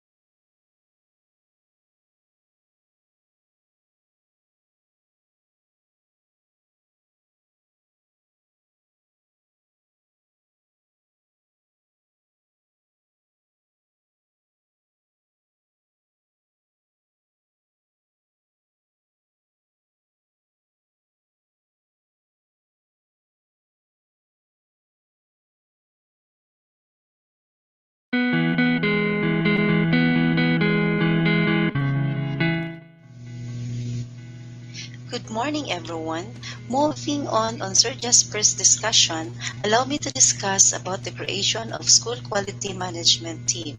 Each school must create or establish a school quality management team. In creation of SQMT, we must adhere criteria, roles, and functions. Now, criteria for selection of school quality management teams are the following. 1. Has full grasp of projects and programs in school. 2. Involved in SIP development and enhancement process. 3. Has knowledge of monitoring and evaluation. 4. Accountable to improving learning outcomes in the school. 5. Can communicate results of SIP to stakeholders. 6. Familiar with national and regional standards, indicators, and performance measures. And last, has working knowledge of ICT.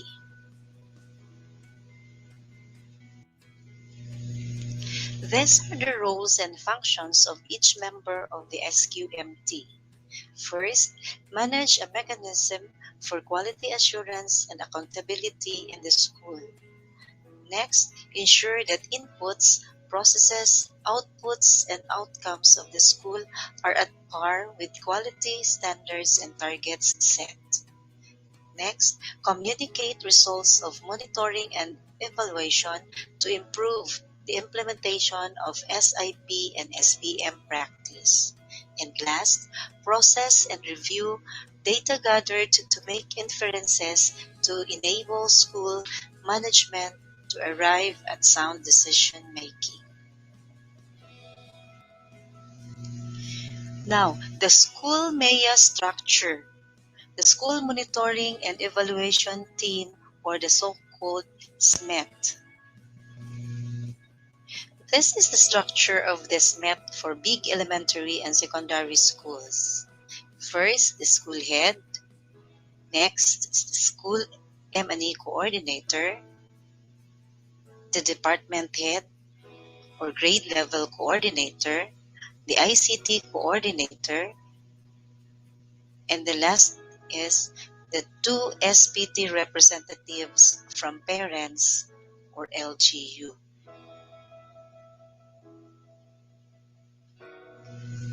For small elementary schools, we have the school head, school M&E coordinator, school ICT coordinator, and the 2 SPT representatives from parent or LGU. After creating this MET and identifying the concerns, gaps, issues, and problems of the school, the result will pass to the teachers, to the SMET, and to the school head.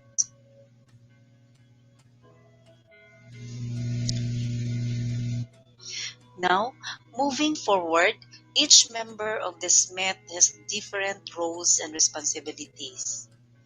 Roles and responsibilities of the school head.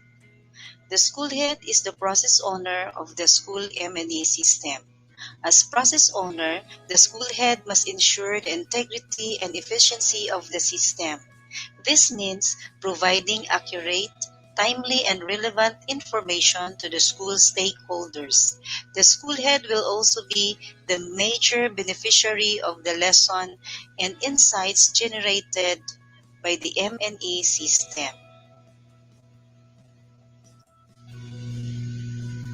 Here are the responsibilities of a school head.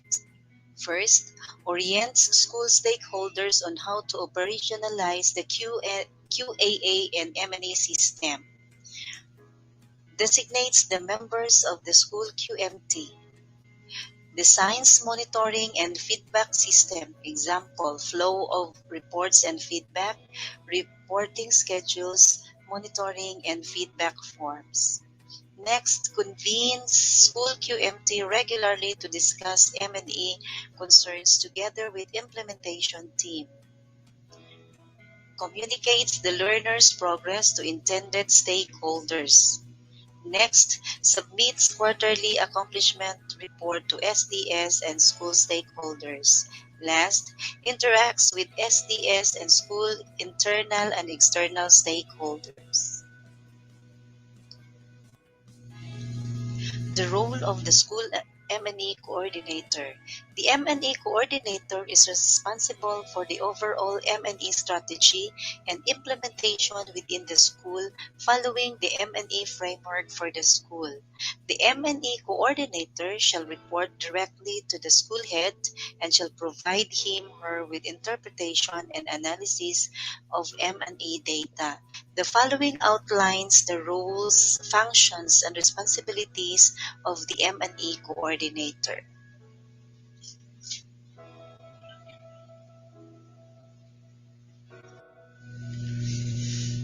The responsibilities of the school M&E coordinator. First, conducts monitoring process during plan implementation. Next, analyze and interprets M&E data for school head and project teams. Next, evaluates results of SIP implementation, which will be made as basis for planning interventions and other plan adjustments. Next, prepares regular M&E reports and submit to school head. And last, interacts with school head and other member of the SQMT.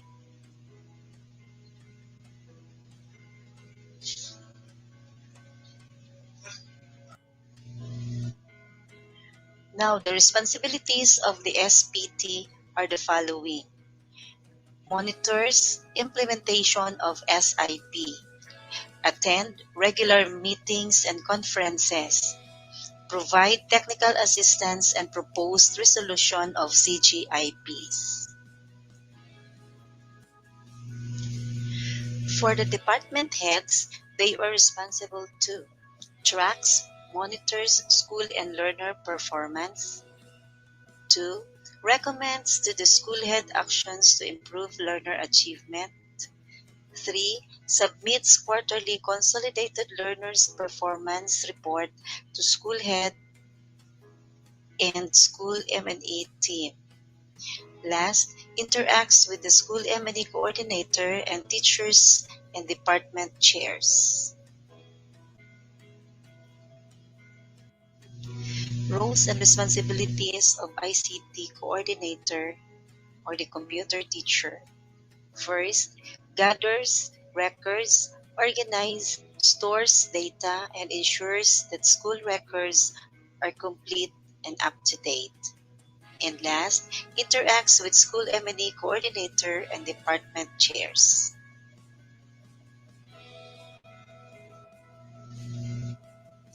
Now, after creating the SQMT and the SMET and knowing their roles and responsibilities, it is about time to develop the SMEA Quarter Plan. What are the components of the SMEA Quarter Plan? The components of the SMEA Quarter Plan are the following: name of school, period of coverage, name of persons SMET responsible, activities to be conducted, or frequency of conduct. Example, meetings, SMEA conferences with stakeholders, SMET, mid-quarter collection of SARF, LARDOS, competencies covered, learning resources, assessment-related activities, preparation of M&E reports, encoding, and reporting. 5. Data to be collected. Example, SARF, LARDOS, number of LRs produced, utilized, status of programs and projects, status of MOOE, other qualitative data such as emerging CGIPs and effective practices.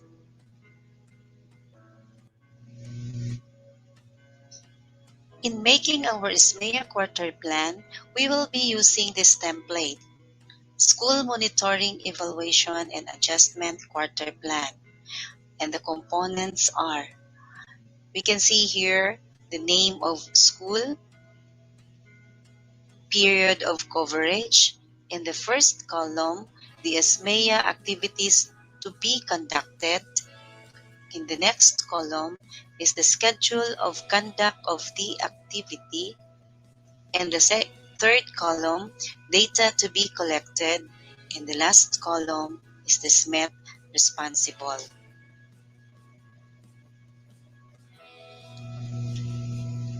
Moving forward, this is the school MEA process. Always remember that everything we do in SMEA, we should follow a process.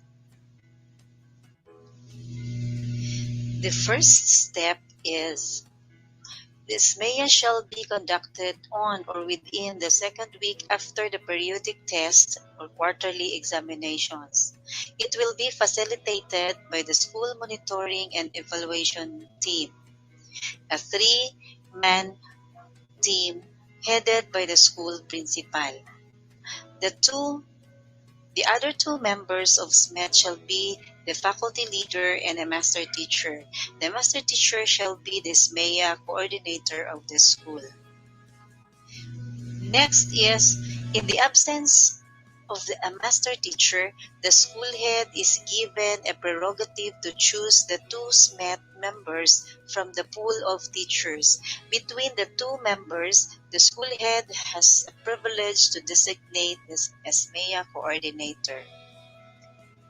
Next, the invitation and participation of the community stakeholders during the SMEA conference is encouraged. Next, the SMEA for public school shall be held in the school campus for the SMET. Teachers and stakeholders involved to conveniently tackle the realities confronting curriculum and learning, administrative and physical facilities concerns of the school. Outright resolution of the deliberated CGIPs is encouraged during SMEA to attain timely adjustments on the targets and plans of teachers related to classroom instruction and school operation. Next, it is advised that school heads shall adjust classes schedule during SMEA conference to avoid vacuum of meetings. SMEA conference may be conducted for 2 successive days or more, depending on how the school head will strategize the gathering without compromising classes. Shortening of periods may be desirable.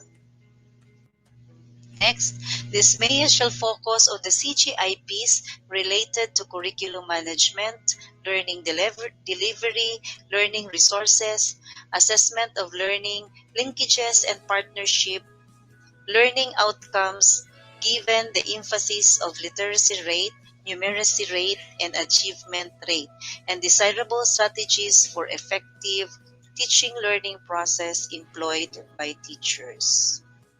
Next, after the conference, the SMEA coordinator shall consolidate all the reported CGIPs which were not addressed for the SMET to review and evaluate for appropriate intervention or provision of technical assistance. Should the SMET find it difficult to address, same shall be raised and reported during the DISMEA CIMEA for further deliberation. Next is the SMET shall keep and maintain records of proceeding arising during the SMEA for reference purposes, especially on issues involving the interest of the learners. And the last one, adjustments of plans and targets will be done immediately after the resolution of the CGIPs to avoid delay in the attainment of the desired outcomes. Since we do not have a luxury of time, we cannot go on a workshop. This activity will be your assignment using the given template. You are going to develop a sample SMEA quarter plan that reflect the SMEA activities to be conducted for the whole quarter. And to end our topic, let me end this by saying quality is everyone's responsibility. So, from Sir Jasper and me, we would like to express our heartfelt thanks and gratitude for listening. Thank you very much. God bless us all.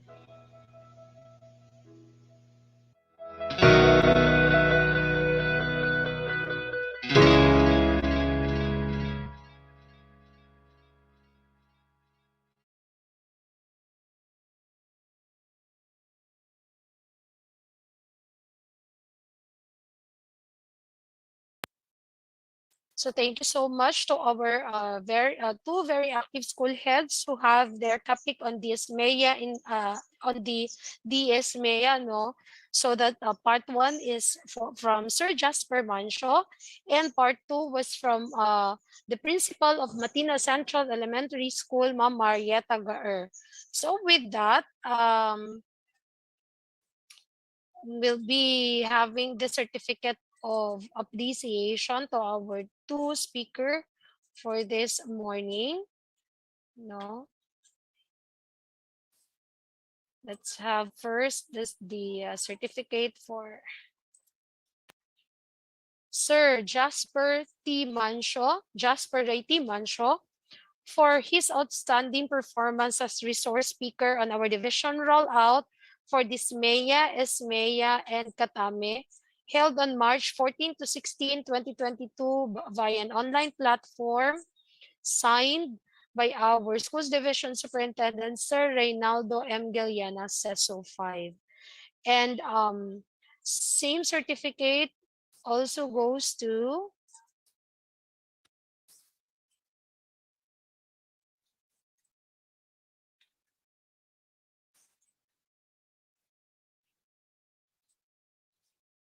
our part 2 speaker. The certificate of recognition is presented to Ma'am Marietta M. Gaer for her outstanding performance as resource speaker during the division rollout of ESMEA in DISMEA and Kwatame, held on March 14 to 16, 2022 via an online platform. Again, it is signed by our schools division superintendent, Sir Reynaldo M. Giliana, CESO 5. Ayan. So we are now down to our last topic for this morning.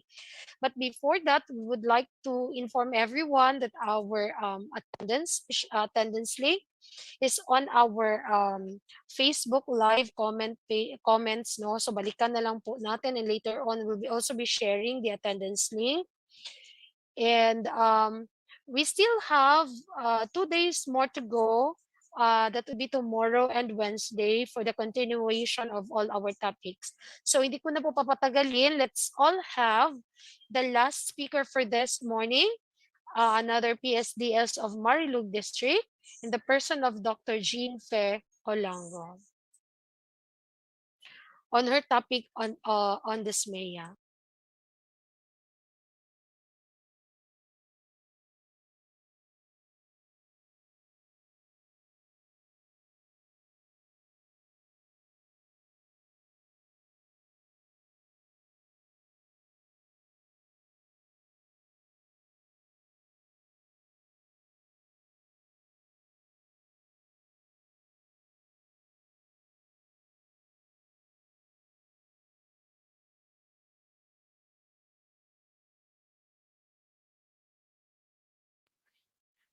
Okay, so this morning, pala yung slide pala ni Ma'am Jean Fe will be delivered by one of our master teacher on Marilug District.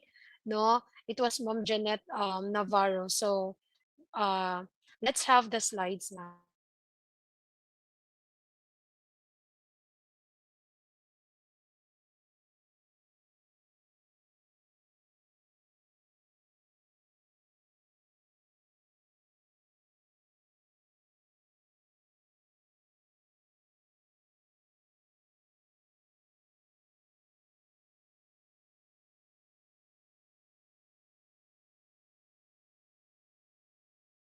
Good day, everyone. I am Jeanette Navarro from Panipasan Elementary School. I am going to discuss to you about the District Monitoring and Evaluation Adjustment, or the DisMEA. District MEA implementers are PSDS, District M&E Team, school heads of the district. Now, for the District M&E Team, it composed of two principals or two school heads with SBM Level 3 practice, one master teacher, and one SBM coordinator or Deputy Principal Office.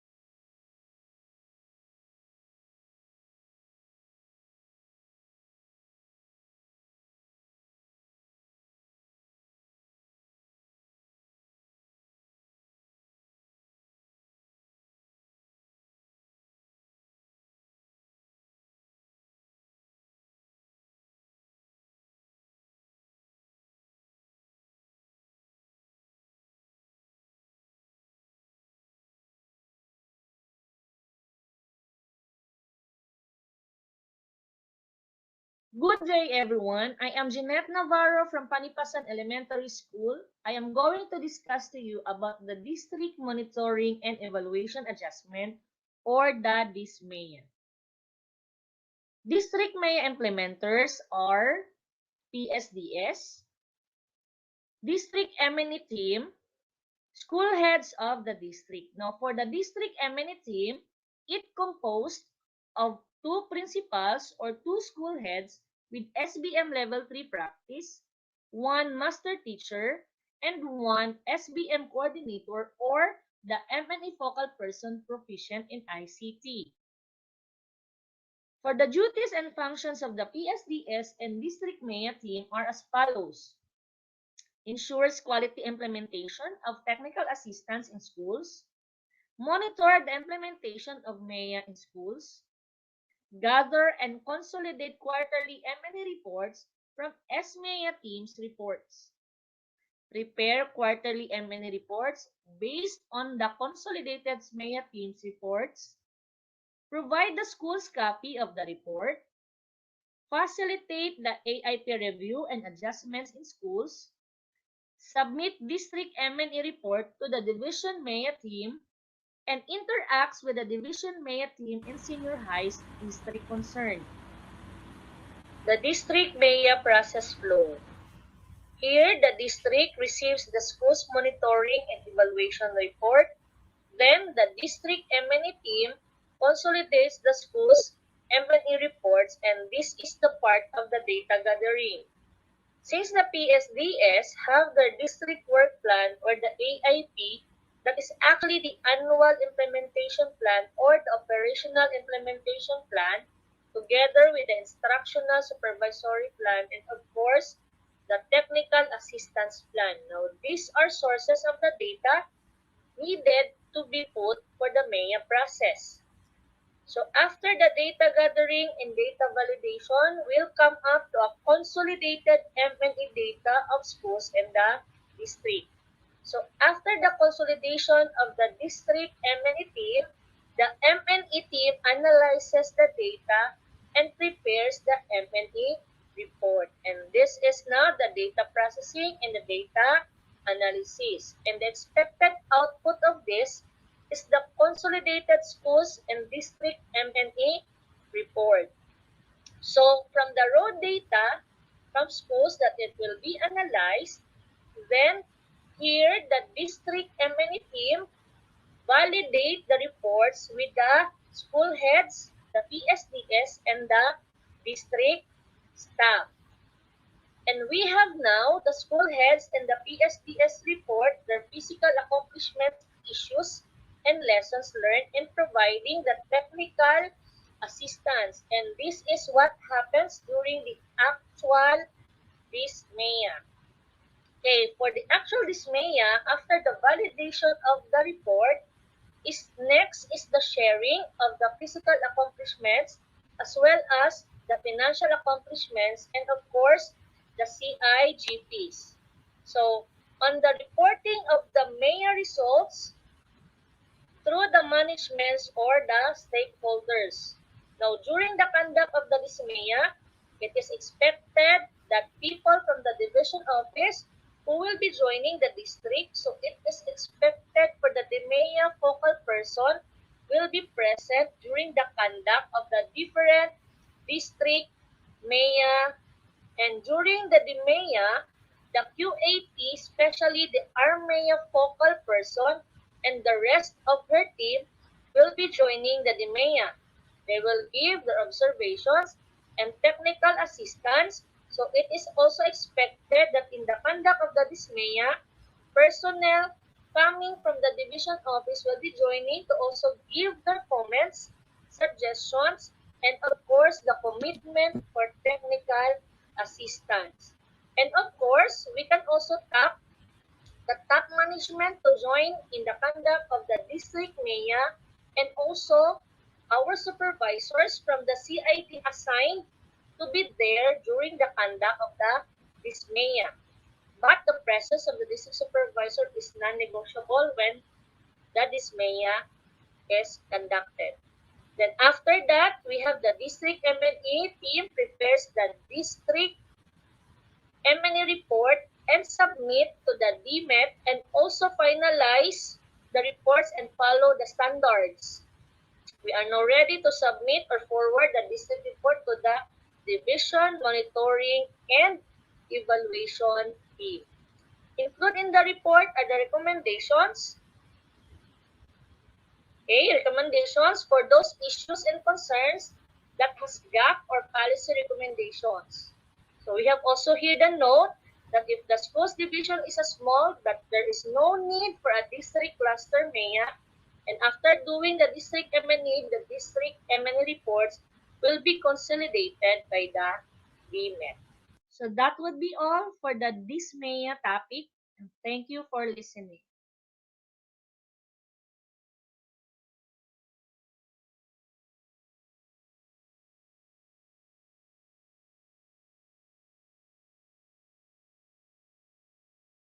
Thank you so much, Ma'am Jeanette Dumahi, Ma'am Jeanette Navarro, a master teacher from Marilug District, most specifically Panipasan Elementary School, for discussing us the DepEd in lieu of Ma'am Jean Fecolango, who is not able to come because of course, the monitoring of the limited face-to-face classes on the Marilug District at this moment.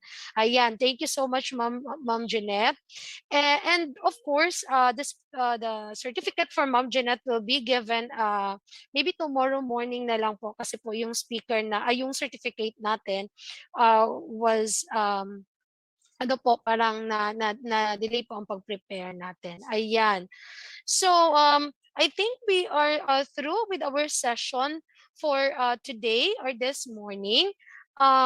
We will be giving you our a few reminders, no, and of course before we'll end up with our session this morning, meron po tayo kaninang attendance link. Do not forget to sign your attendance on our attendance link. That will serve as your attendance for today.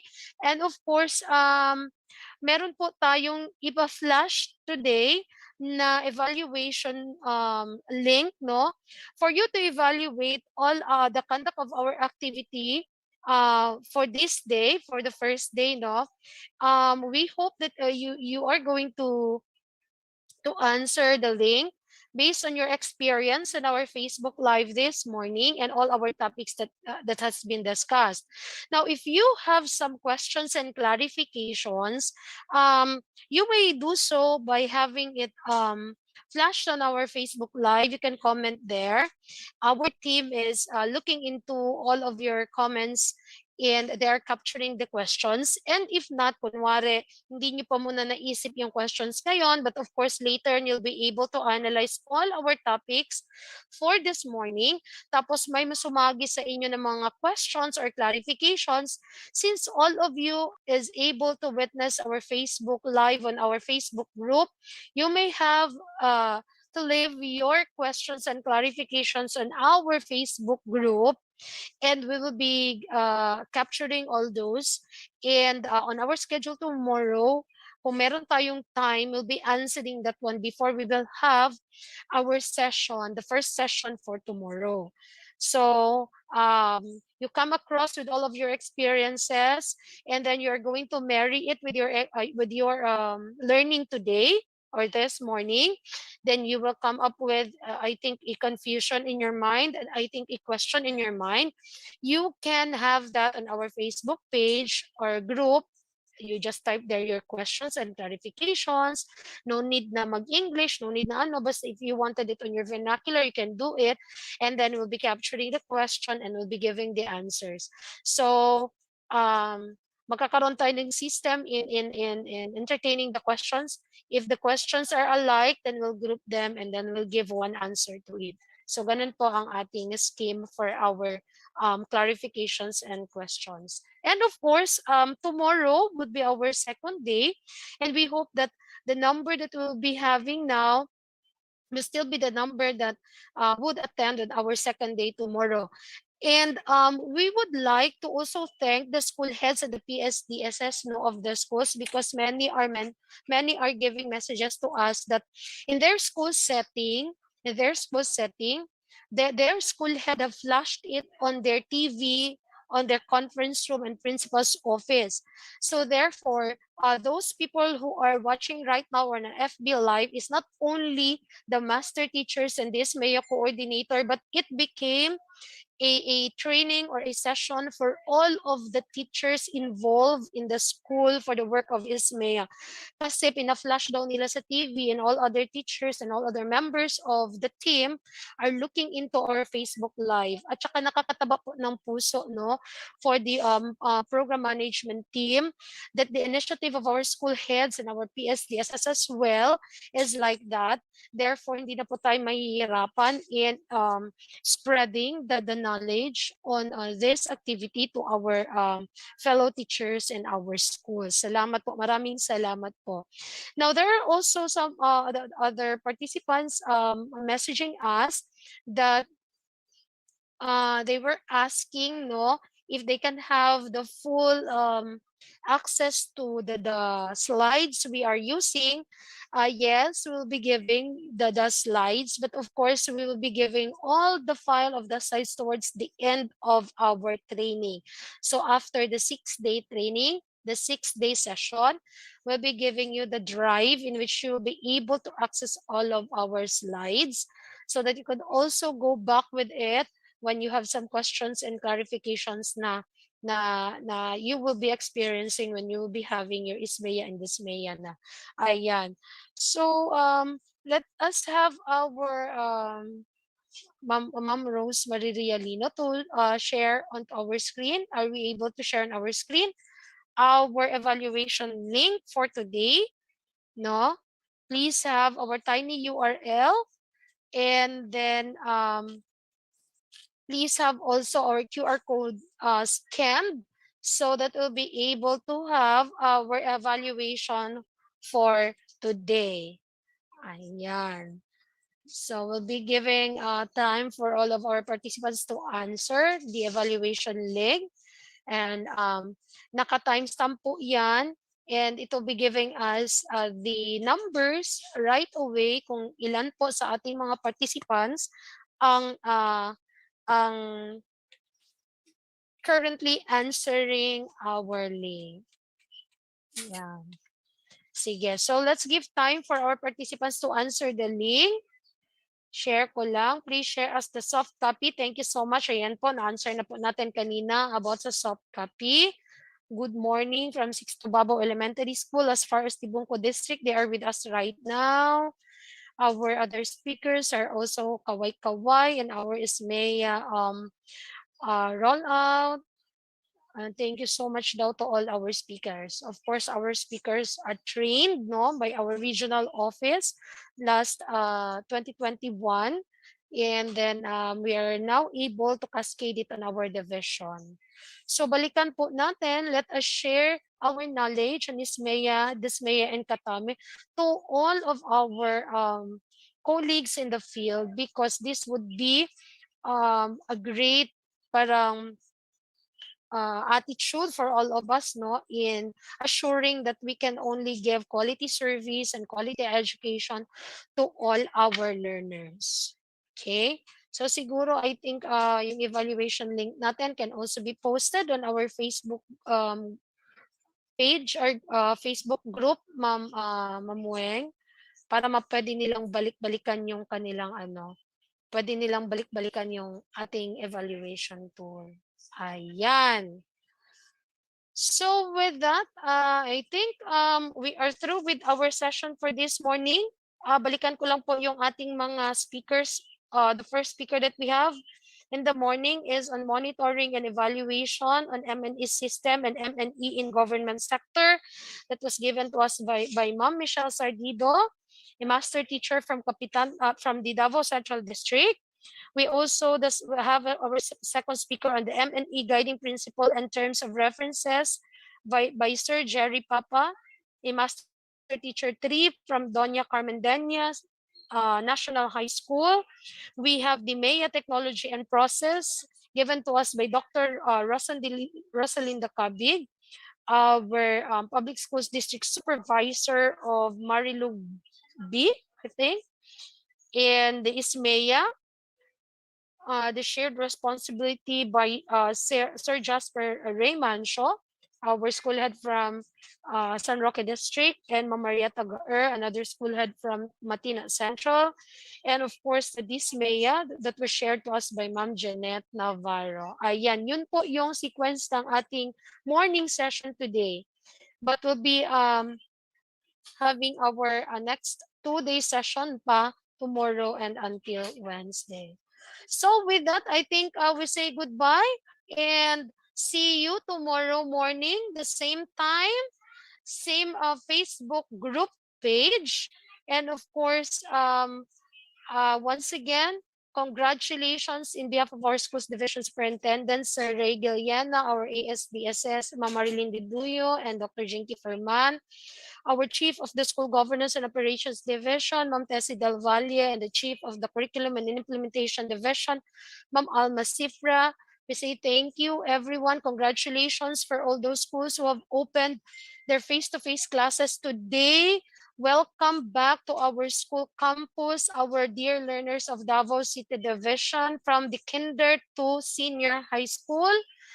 So that's it for today. See you tomorrow. Keep safe, everyone. Have a great lunch. And I say thank you and bye-bye. See you tomorrow.